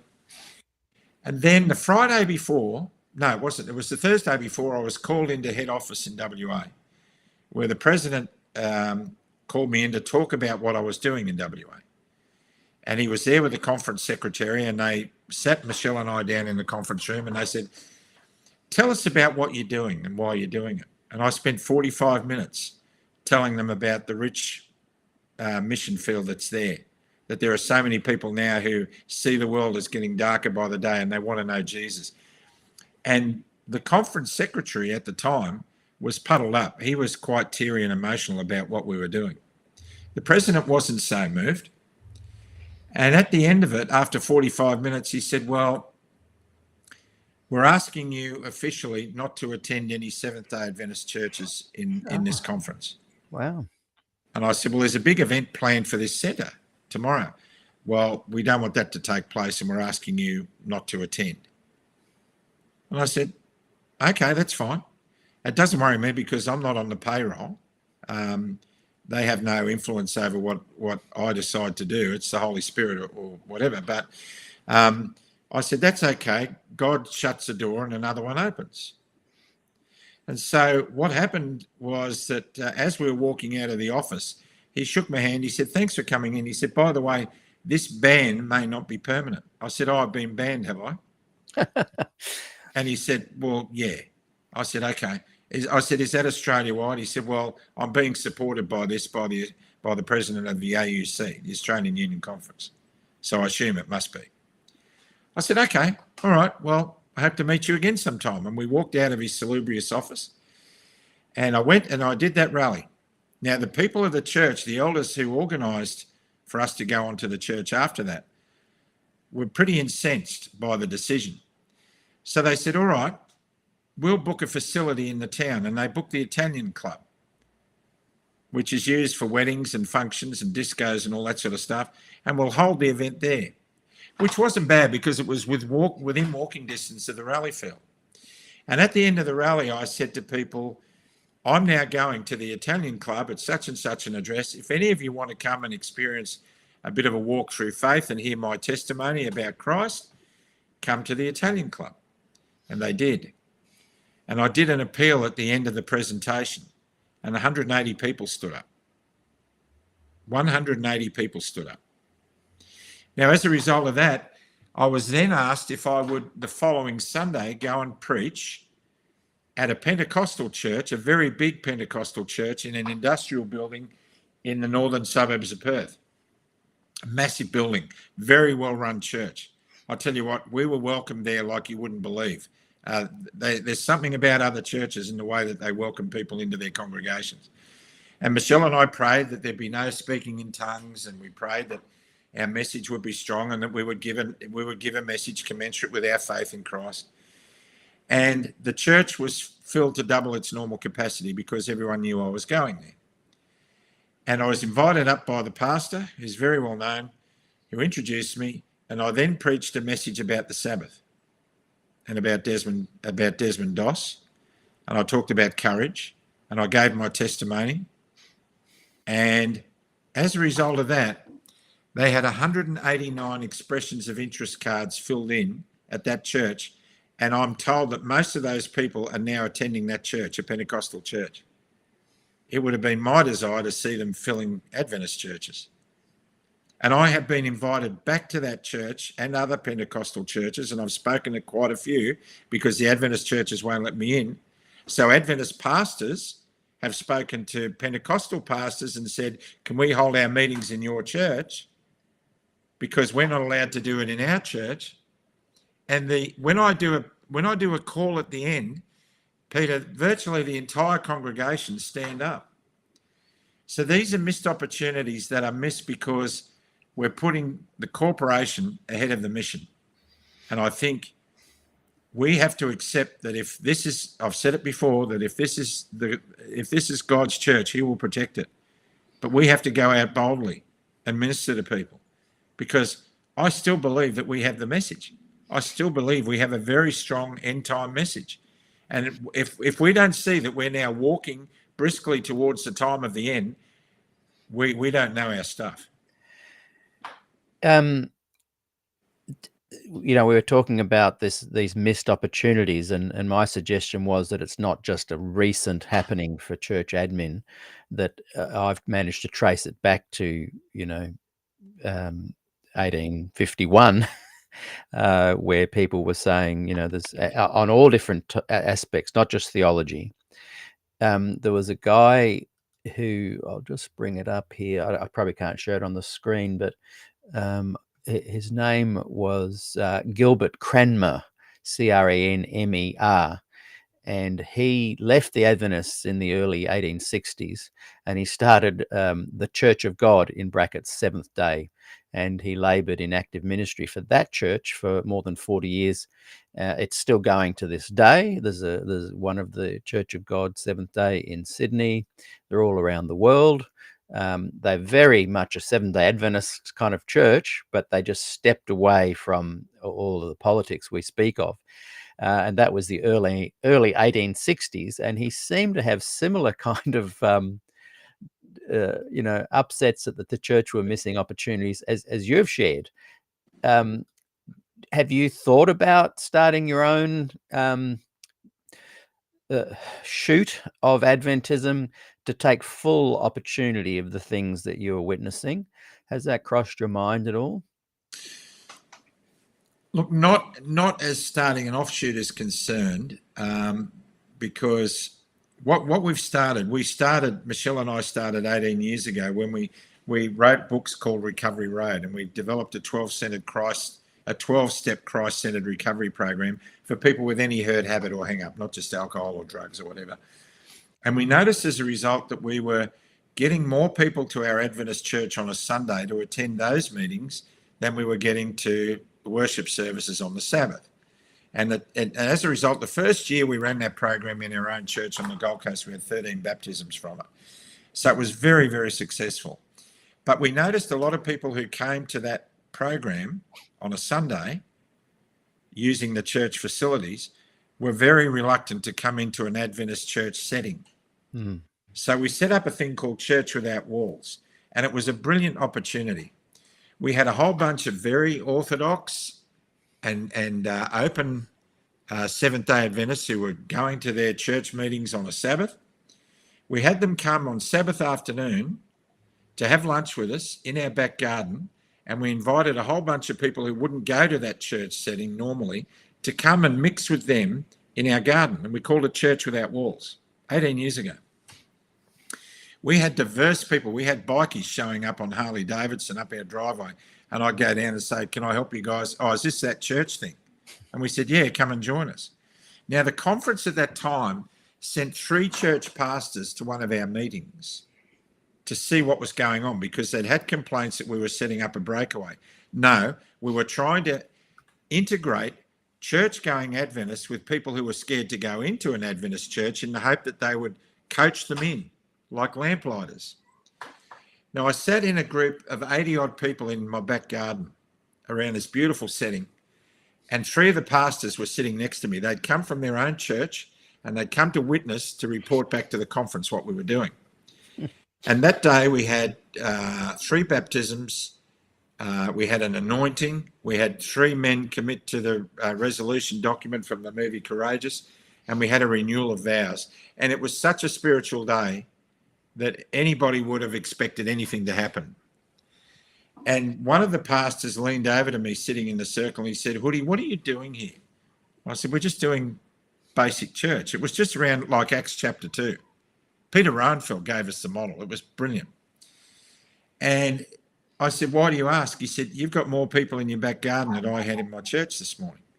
And when I explained that what we wanted to do was give people an opportunity to see that Seventh-day Adventists weren't two-headed, that they were beautiful, loving people, and that the message was strong, and it was our hope that they would integrate into a functioning Adventist church.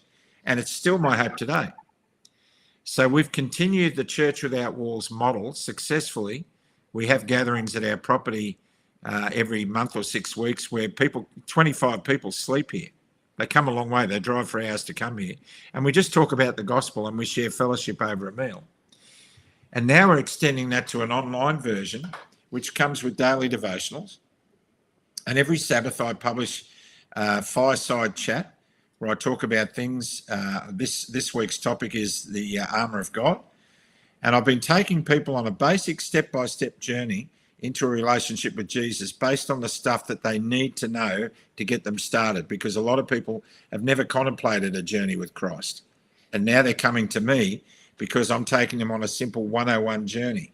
And I'm surrounded by Adventists who are starting to give them Bible studies, and we're building a network of home church groups called Church Without Walls.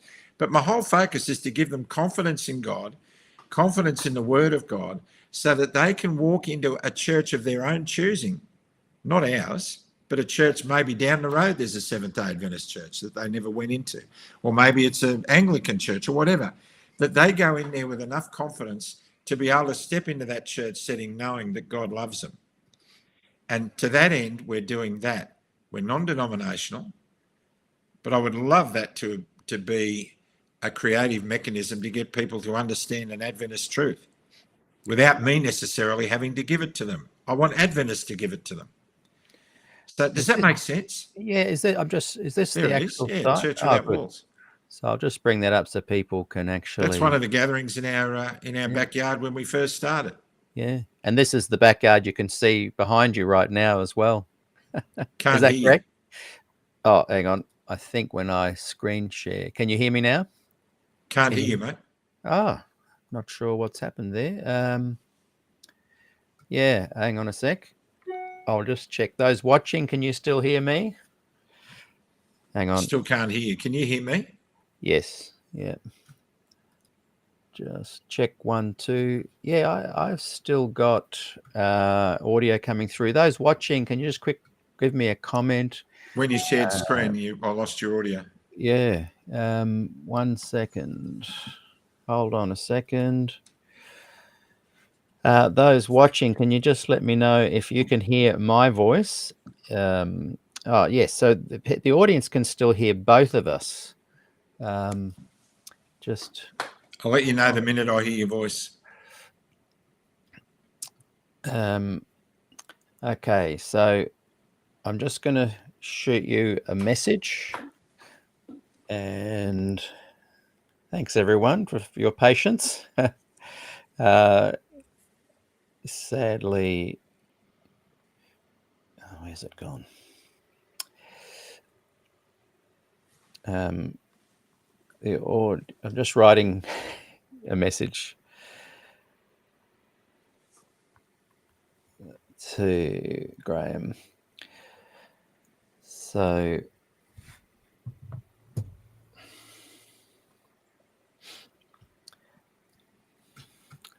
give us a moment, everyone, and I think we'll have Graham back with us. So still can't hear you. Just doing another one.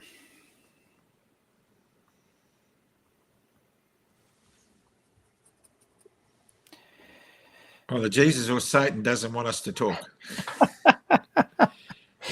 So I've just sent you another message there. Okay, will do. Yeah, so just leave the room and we'll hope that reconnects us. I'm chatting with Graham Hood and we'll just see if we can fix his audio. My understanding is you guys can hear me all right. And yeah, Graham Hood, it's interesting. He left his job as a QANTAS pilot because he wouldn't take the jab.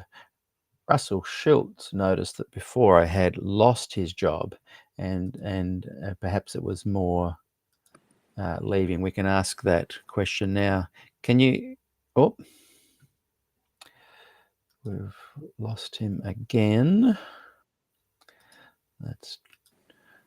Let's try. Can you hear me now? Can you hear me? Can't hear you. We can hear you. Yeah, I'm not sure what's happened there. These things are sent to try us. What we'll do, everyone, is we'll do our usual break, a 5-minute break, and we'll be back and hopefully we'll get it sorted during. Do you want me to log out altogether and sign off and come back in through the link? Okay, we'll do.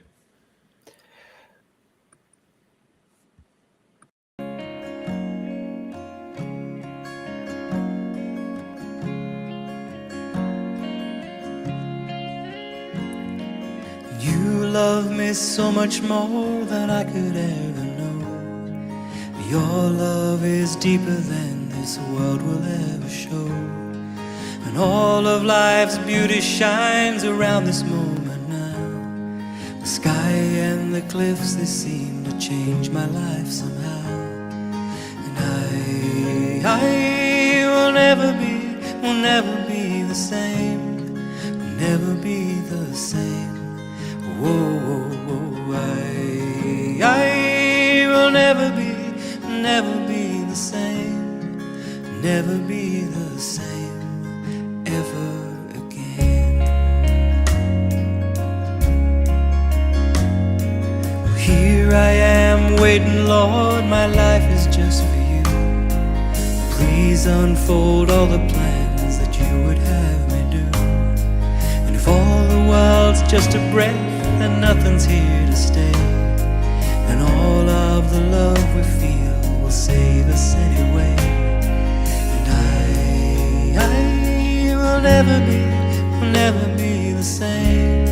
Will never be the same. Whoa, I will never be the same. Will never be the same ever again.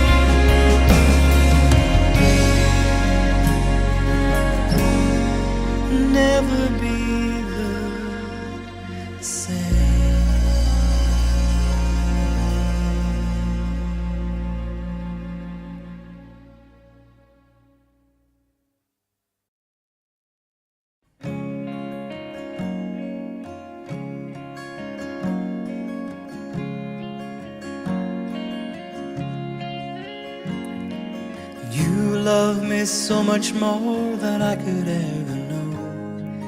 Your love is deeper than this world will ever show. And all of life's beauty shines around this moment now. The sky and the cliffs, they seem to change my life somehow. And I will never be the same. Will never be the same. Whoa, I will never be the same. Never be the same ever again. Here I am waiting, Lord, my life is just for you.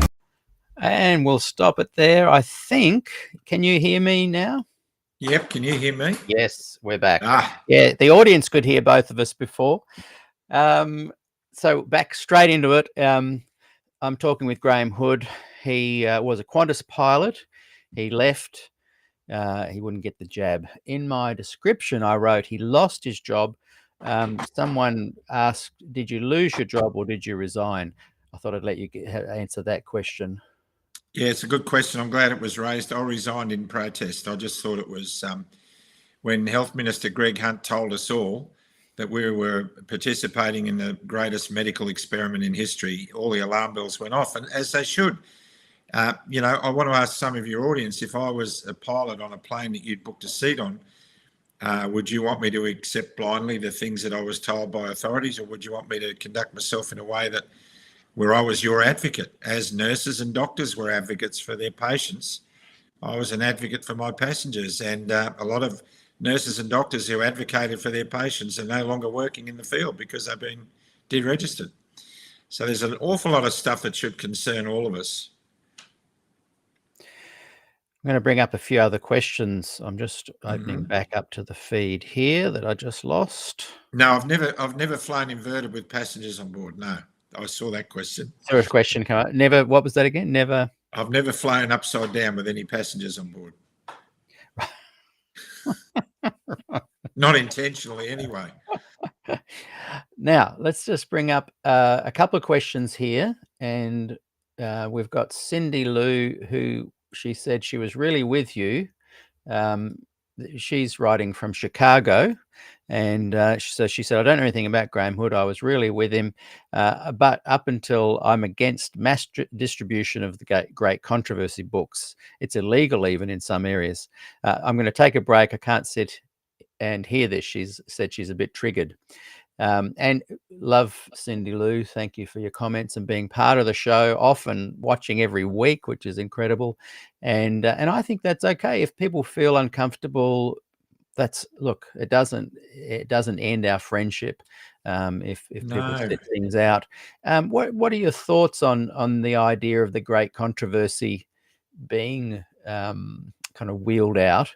And I know Ted Wilson wants to kind of wheel out about 1 billion of them. What are your thoughts on his view on this whole topic we're talking about? Has he made any official statements from any pulpits that you've seen? I'm not too sure. Well, for a start, I wasn't wheeling out great controversies. Other Adventists were seeing that as an opportunity. So that was something that I didn't actually do. I never actually pointed anybody to go and get the books either. They were just there. So I did appreciate the effort, though, and in so giving them out, they had a lot of great conversations with people as well. So that being what it is, Cindy Lou, don't go anywhere. I don't want to trigger anybody.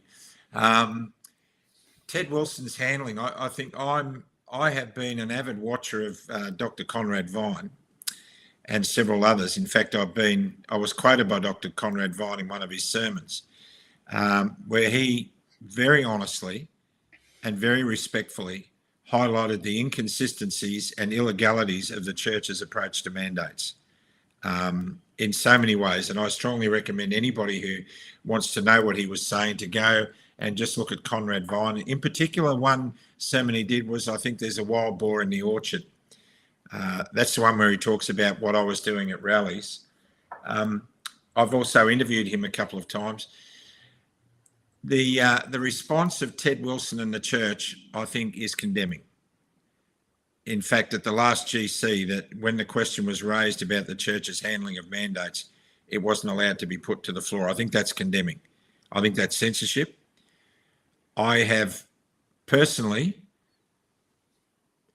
have, as a result, no faith in the GC at all. We have the man who's in charge of religious liberty, who has spoken out against people getting religious exemptions for the jab. And I tell you, there was a guy called James Standish, or there is a guy called James Standish, who came out scathingly against people on Facebook who were not contemplating being vaccinated. His language was very inflammatory. And as a result, I wrote a reply. I put a comment in his post where I said, today I am a very sad Adventist because I've only been in the church since 2006. And when I came to the church, I love coffee, I love prawns, I love seafood. I enjoyed a glass of wine. And I had the church telling me day in, day out that those things were not good for me, that we shouldn't be putting those things in our body because they went against the health message and all that sort of stuff. And now you're telling me to put an experimental serum into my arm. I'm a little confused.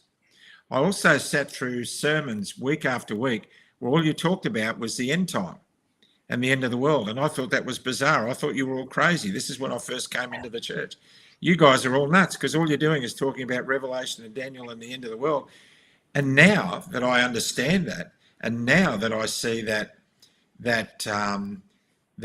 we are so much closer to end time events than ever. Of course, every day we get closer.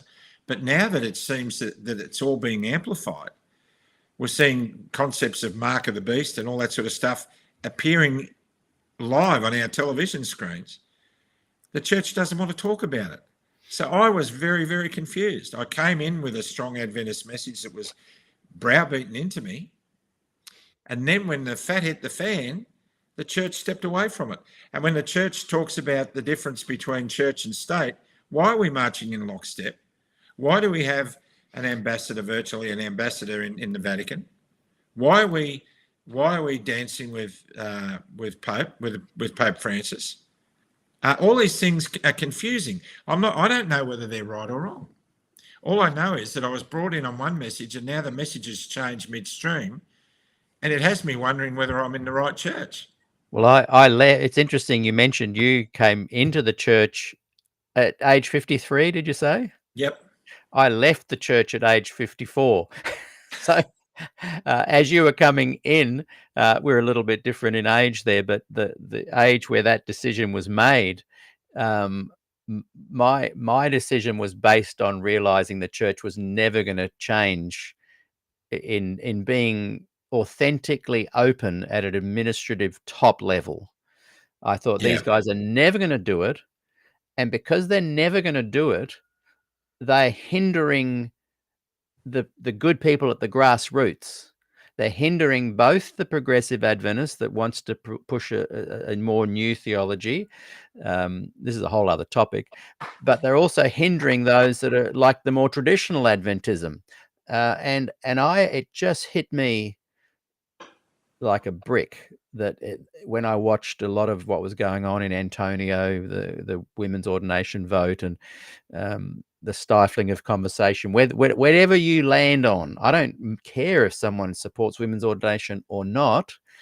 I just didn't like that they suppress. Like I've had one person, and I've asked for 2.5, 3 years, an ordained, currently employed Adventist pastor come on the show and say you support women's ordination, not women in ministry, and they can't.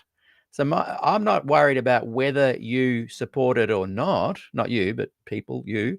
Yeah. What I'm interested in is the ability of the church to so place fear into their employees that they won't come on and share their personal view, of which I know at least 70% of them do agree with women's ordination.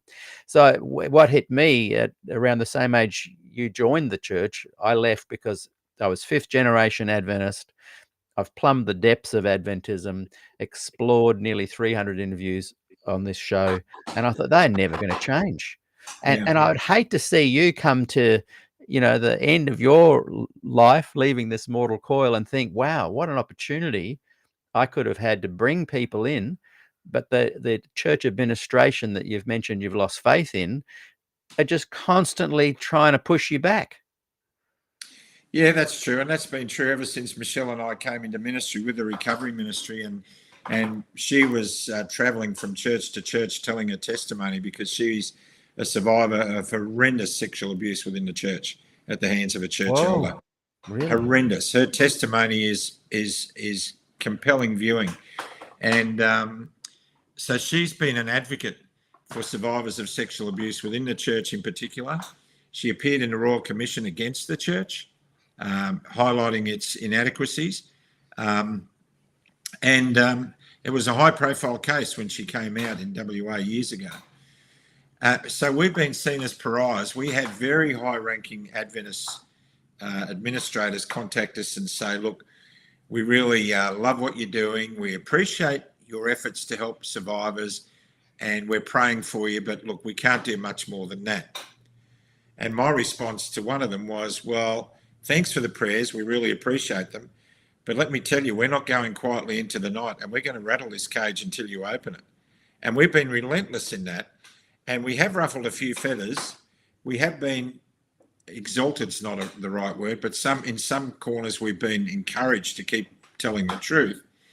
And I'm a little encouraged, although it doesn't really matter to me, but the church has since approved several service requests for me to speak, even in WA. Like I'm going to speak in WA I'll be the main keynote speaker at a men's camp talking about restoring manhood in the Christ model, and that had to go before the West Australian Conference, who approved my appearance there. And I mean, if it didn't, it would have gone ahead at another venue anyway.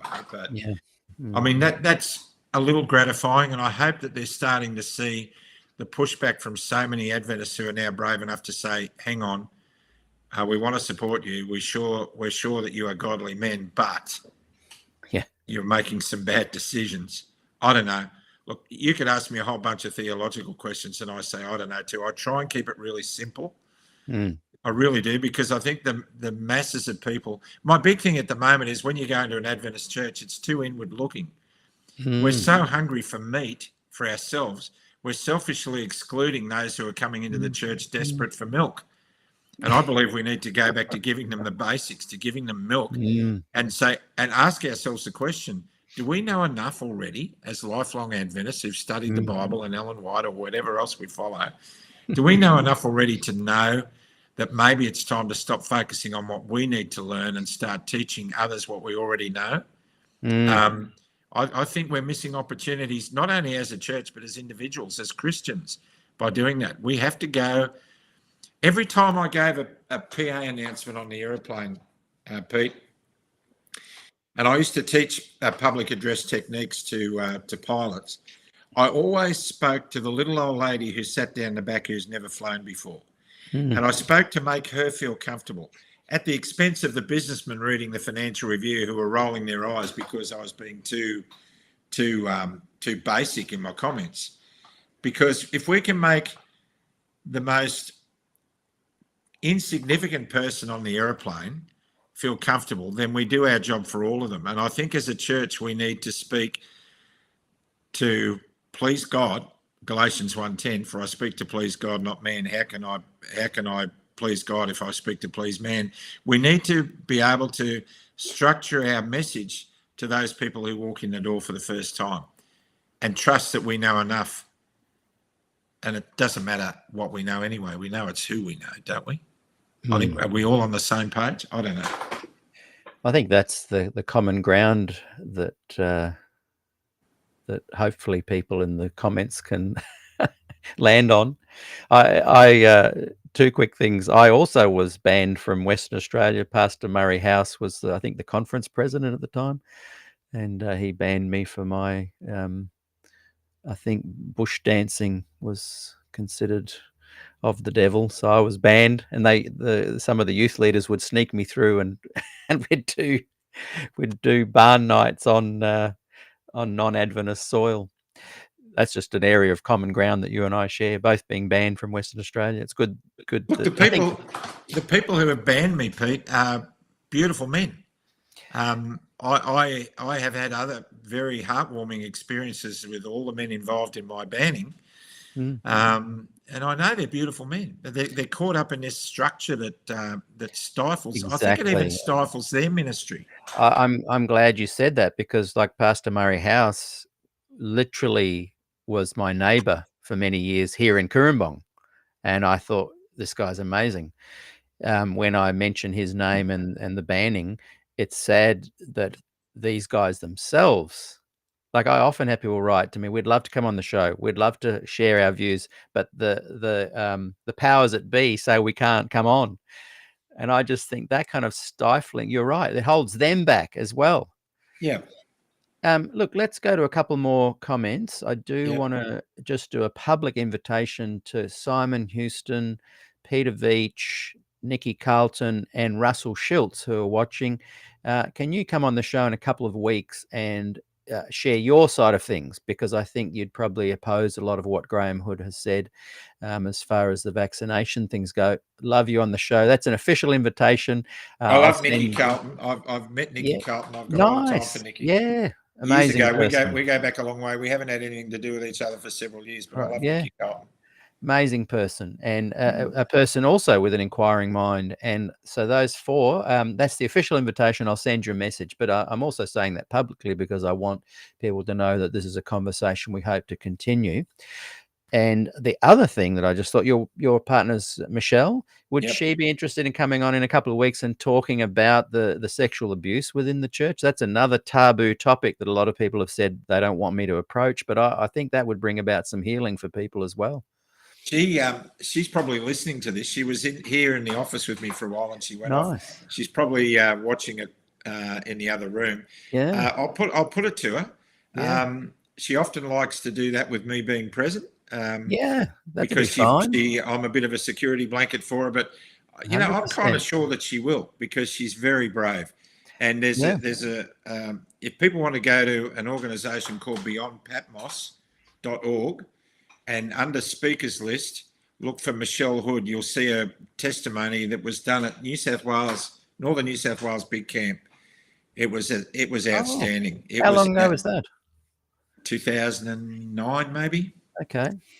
She's given it in many forums, been seen around the world, but I'd love her to come on. I'm sure I could persuade her. That'd be great. And if you came on with her, that'd be awesome. Yeah, that'd be good. Fine as well. Okay, let's we'll round off this conversation with a few comments, and you can either take them as comments or statements or respond as well. Yep. Fred Simmons has written, Ellen White received an inoculation and recommended them. The jab was not a conspiracy. That's claptrap. If they can criminalize abortion and homosexuality, they can force you to worship on Sunday. Now, that's an interesting statement, because I'm sure that you would agree with Fred that you can now see how control can be easily implemented on people, and the force of a Sunday worship, which I personally, for full disclosure, don't believe would happen. But Fred, I think, is not agreeing with you on the other side. It's such an interesting conversation where someone is not agreeing with you about vaccination, but agreeing with you on the side of I'm saying theology, broadly speaking, where there's others who agree with you. For example, I'll just quickly bring it up. That he doesn't agree with the theology side, but agrees with the anti-vax side. Yeah. Dale has written, I don't believe in the Great Controversy book, I'm anti-vax. I find that kind of conversation fascinating, where our audience, some agree with you with the vax, but don't agree theology. Some don't agree with you with the vax, but agree with the theology. What an amazing kind of gathering place. But isn't it good? Isn't it good, Pete? I want to say to Fred's comment that my objection to getting the vaccine was purely on the basis that I have a right to give informed consent, voluntary informed consent. And that is a basic human right. It's enshrined in the Nuremberg Code of after World War II, where the Nazis were imposing medical treatments on people with disastrous effects.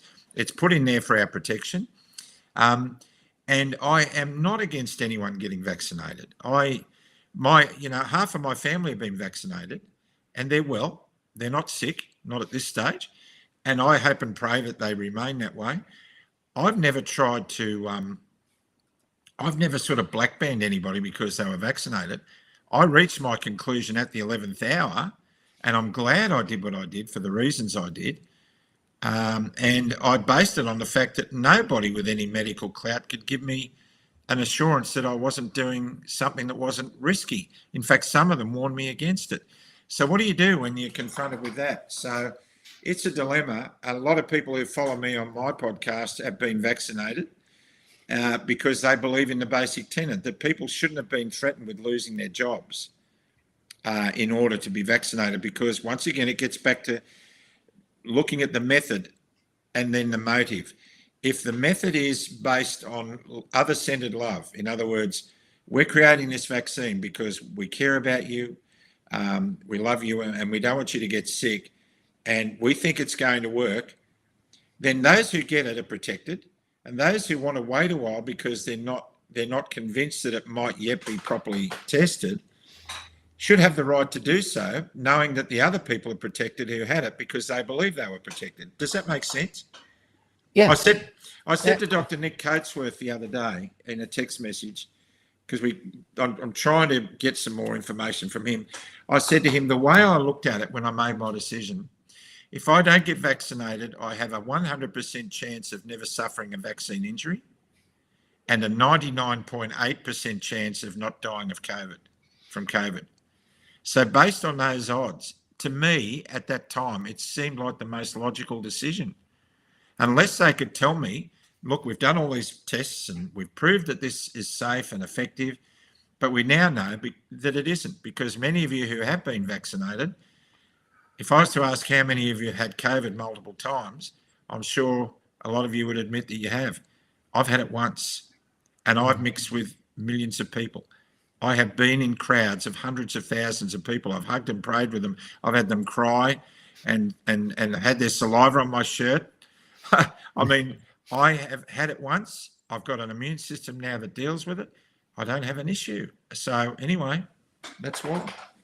Yeah, and I think that's an interesting point. And for those that would say, oh, but you've got a personal responsibility to others, am I right in saying that people have discovered now that someone that a vaxxed or a vaxxed or non-vaxxed person has an equal chance of spreading the virus anyway? So if you're making an informed decision in relation to this particular virus, not comparing it to whooping cough and all the others, which we chatted about earlier, Yeah. by saying, well, there's a 0.017 chance, or like you said, 99.8% chance of dying of COVID, and a 0 chance of having a vaccine issue problem.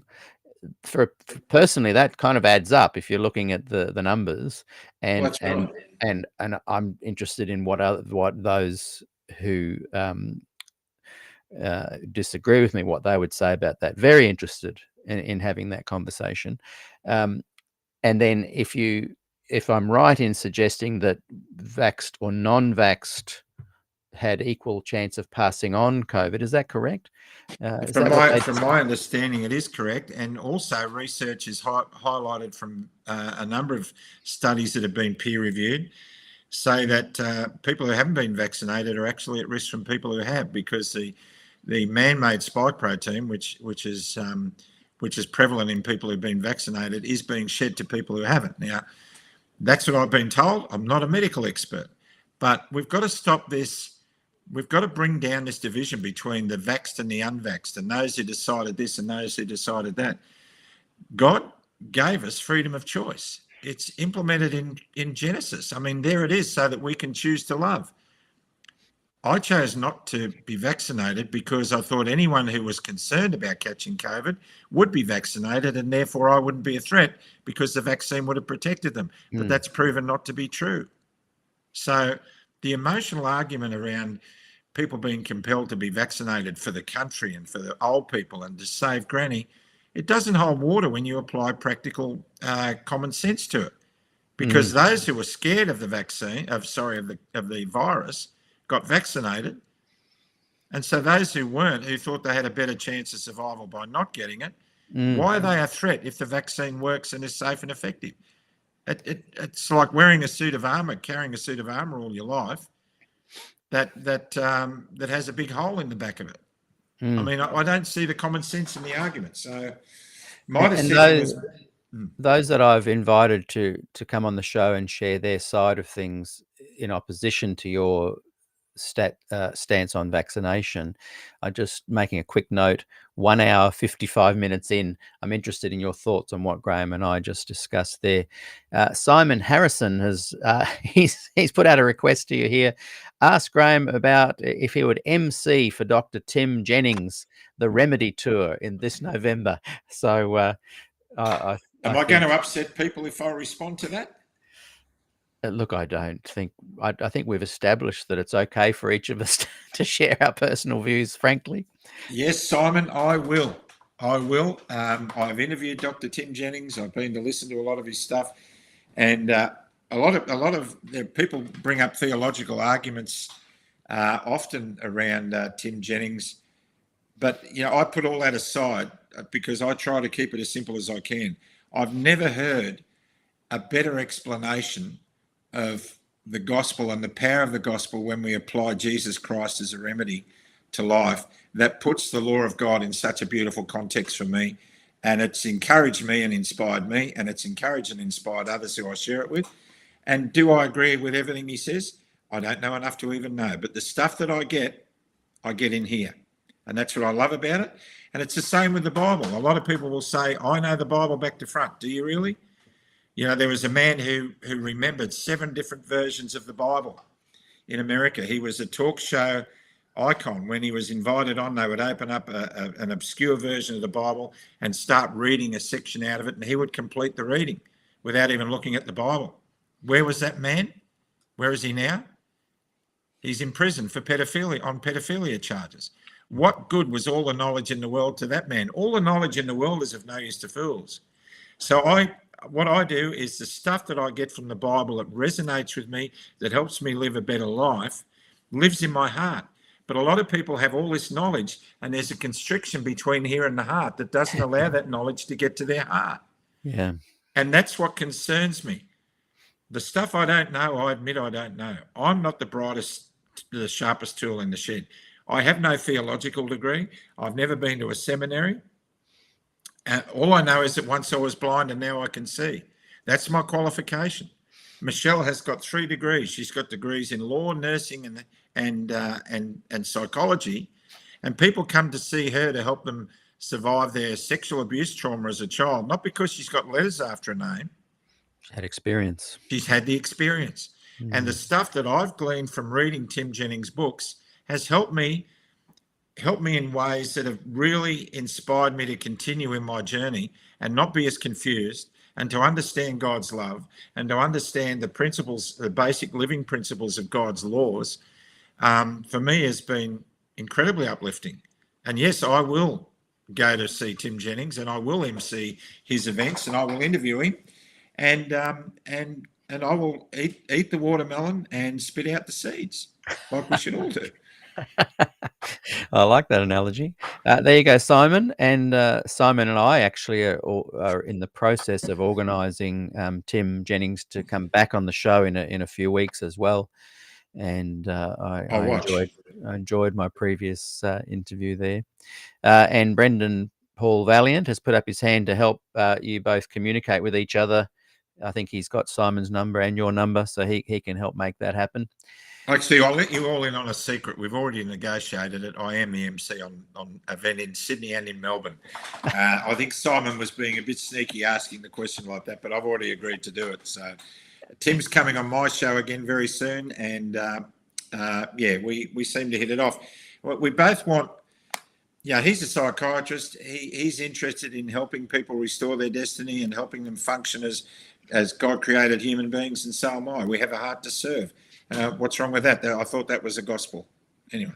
It's interesting, as a side note, within the Adventist Church, there are plenty of what I would say are traditional Adventist independent ministries that are hugely supported and much loved. And if people ever say to me, "Oh, can you direct me to a more traditional Adventist kind of independent ministry?" We've lost faith in the mainstream administration. There's heaps I can send them to, but it's sad. And those that are watching, the more progressive Adventists, which I was, that's what I would have counted myself as once, more leaning towards Des Ford's theology back in the day. There's no real, independent ministry you can send them to. You can send to, there is a new one just started, Nikki Carlton. Put it in the comments for me, Love Reality or something. There's the One Project, which kind of lost their authorized status from the mainstream, but still function. There's Good News Unlimited. But for Ellie some Gonzalez. reason, what's that? Yes, great guy. We used to do. He's a very dear friend of mine. We had a bit of a distancing because of the pandemic, because we have a different view there, and it kind of. Anyhow, I just love Ellie to bits. He's like a brother. And we had a podcast called Mates Encourage. There's about 15 episodes. It's great, and I want to touch bases with Ellie again when the dust settles, because we've got to let the dust settle, everybody, and then restore our relationships. It's really Yeah. important. It's interesting though that, yeah, I agree 100%, 100%. And I just think it's sad that I can't, those three that I mentioned aren't sanctioned by the Adventist Church administration, whereas, you know, Doug Batchelor, he is, a lot of these other guys certainly are as well. And that to me, again, it not so much a complaint or a whining comment. It just, again, demonstrates that the health of the church, uh, there is a polarity there, not just around vaccination, but around doctrine and theology. I preferred the Jan Paulson kind of leadership, where he was the president prior to Ted Wilson, where he was going to say, "Yeah, you're all welcome. You're all welcome in the big tent." Ted Wilson seems to be a bit more leaning to, you know, yep, Doug Batchelor, you're in, but one project, you're out. That kind of thing. I don't like that. Okay, we're going to wrap up with a few questions here. Cindy Lou wrote earlier, and I said to her, "Don't leave," you know, and she said, "Okay, I'll go get a fudge bar break." and Get me one. Get me one. I've got a Uh, Magnum in the freezer, and Michelle's probably watching this. I'm going to grab one, honey, as soon as I get off this program. And she wrote back, you know, the harvest is ripe. Almost 200 years need new material, and I think she may be supporting this notion of your church without walls. Focus on that. Forget the admin. Just taking. If people ask me how much Ellen White I've actually read, they'd be horrified if I gave them the answer. Have you read one complete book of hers, not counting the testimonies? No. But I'm not a good reader. I'm a terrible reader. I had to study all these manuals to keep my license current for work, and I really struggled because I get 3 pages into a book and I fall asleep. I sort of get my knowledge by pouring it in one ear and out and blocking the other one off. So no, but you know, I do think that the way the world's going, it's pretty hard not to see the last 8 chapters of the Great Controversy as being reasonably significant. But, you know, my main focus is, one of my bosses, when I first started flying, I was a crop dusting pilot. I used to fly under power lines for a living, which is pretty scary. I used to do it even at night on the cotton around Wee Waa in New South Wales. And my boss said to me, and it saved my life, when you're flying under power lines, do not look at them, because if you look at them, you'll fly into them. Make sure you know before you start the job that you can fit under all the power lines, and then concentrate on flying as low as possible. I view my faith journey in very simple terms.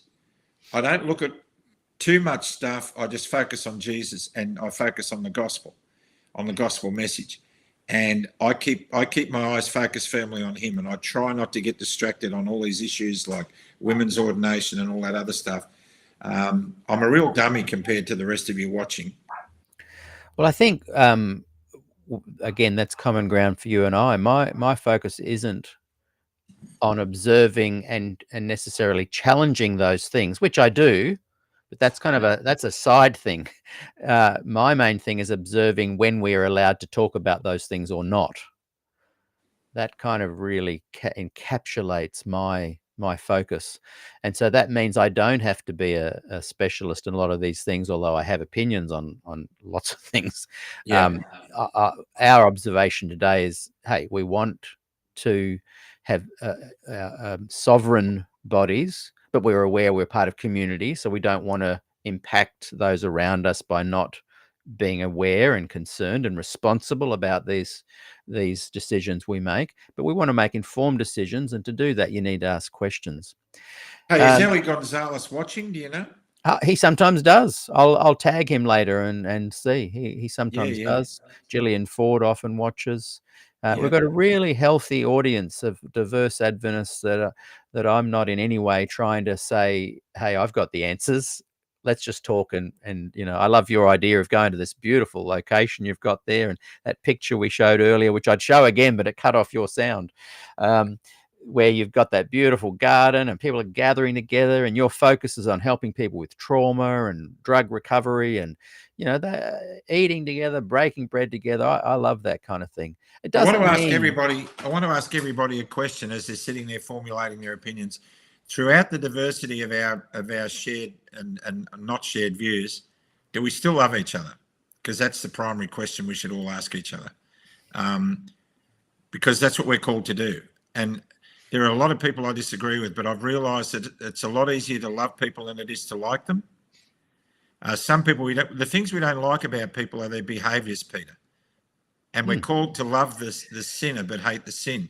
And so when I've learned in recovery ministry for 18 years that a lot of people whose behaviour I find reprehensible, that behaviour is driven by a pain that I knew nothing about until they shared with me. And when they did, I had compassion and love for them. So I can honestly say I love my wife in a very, very special way. I love my children in a very special way. I love God in the primary way.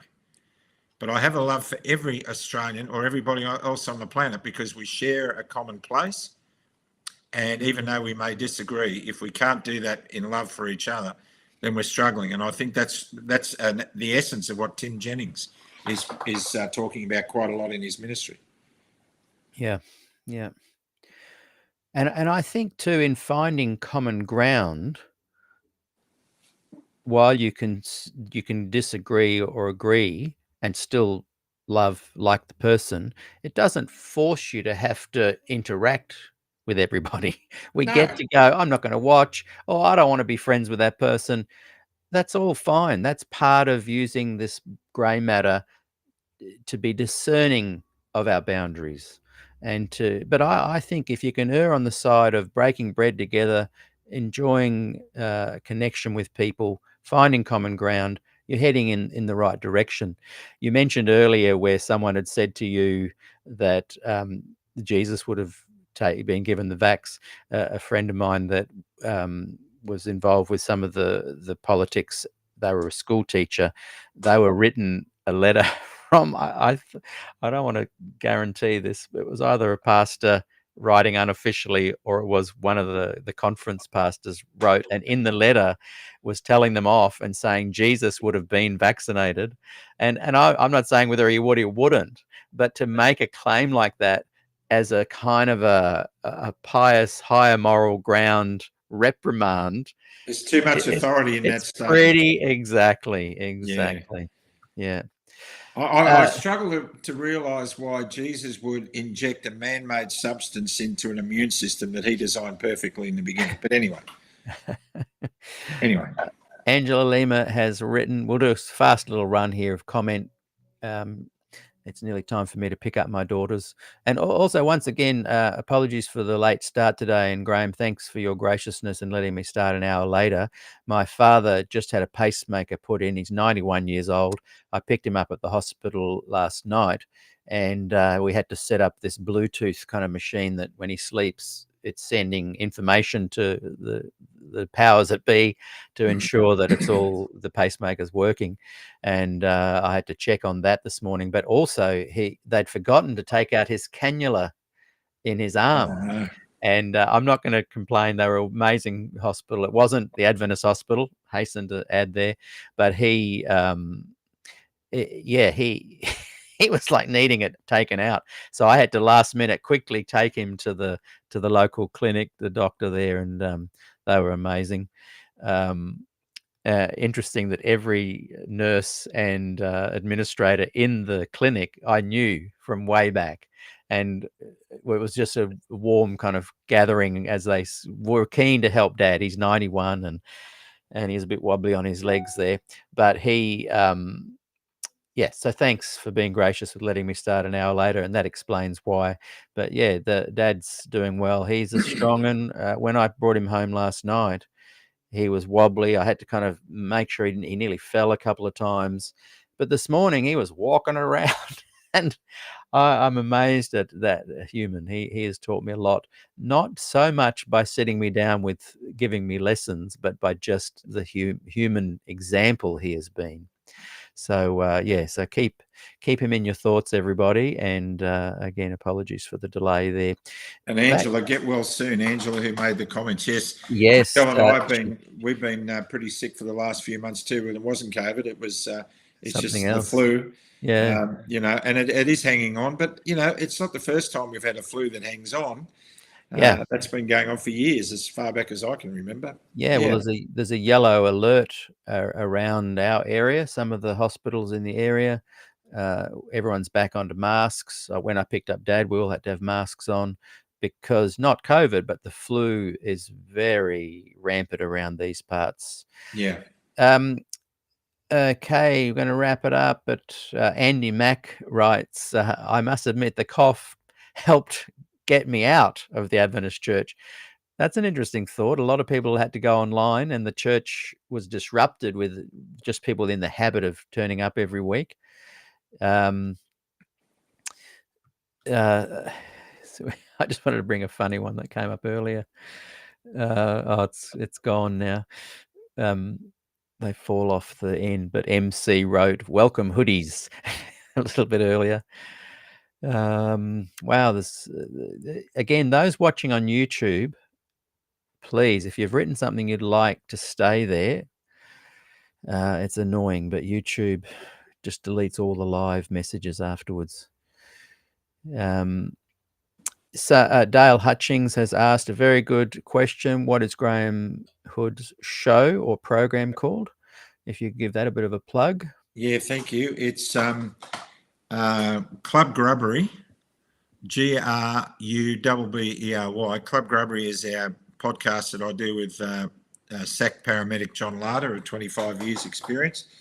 And we've been interviewing a whole raft of incredible people. We even had former Prime Minister Tony Abbott on our show about a month or so back. We interview top specialists from around the world, and we talk to vaccine injured and people have had a life's experience, which is pretty tragic in the last few years.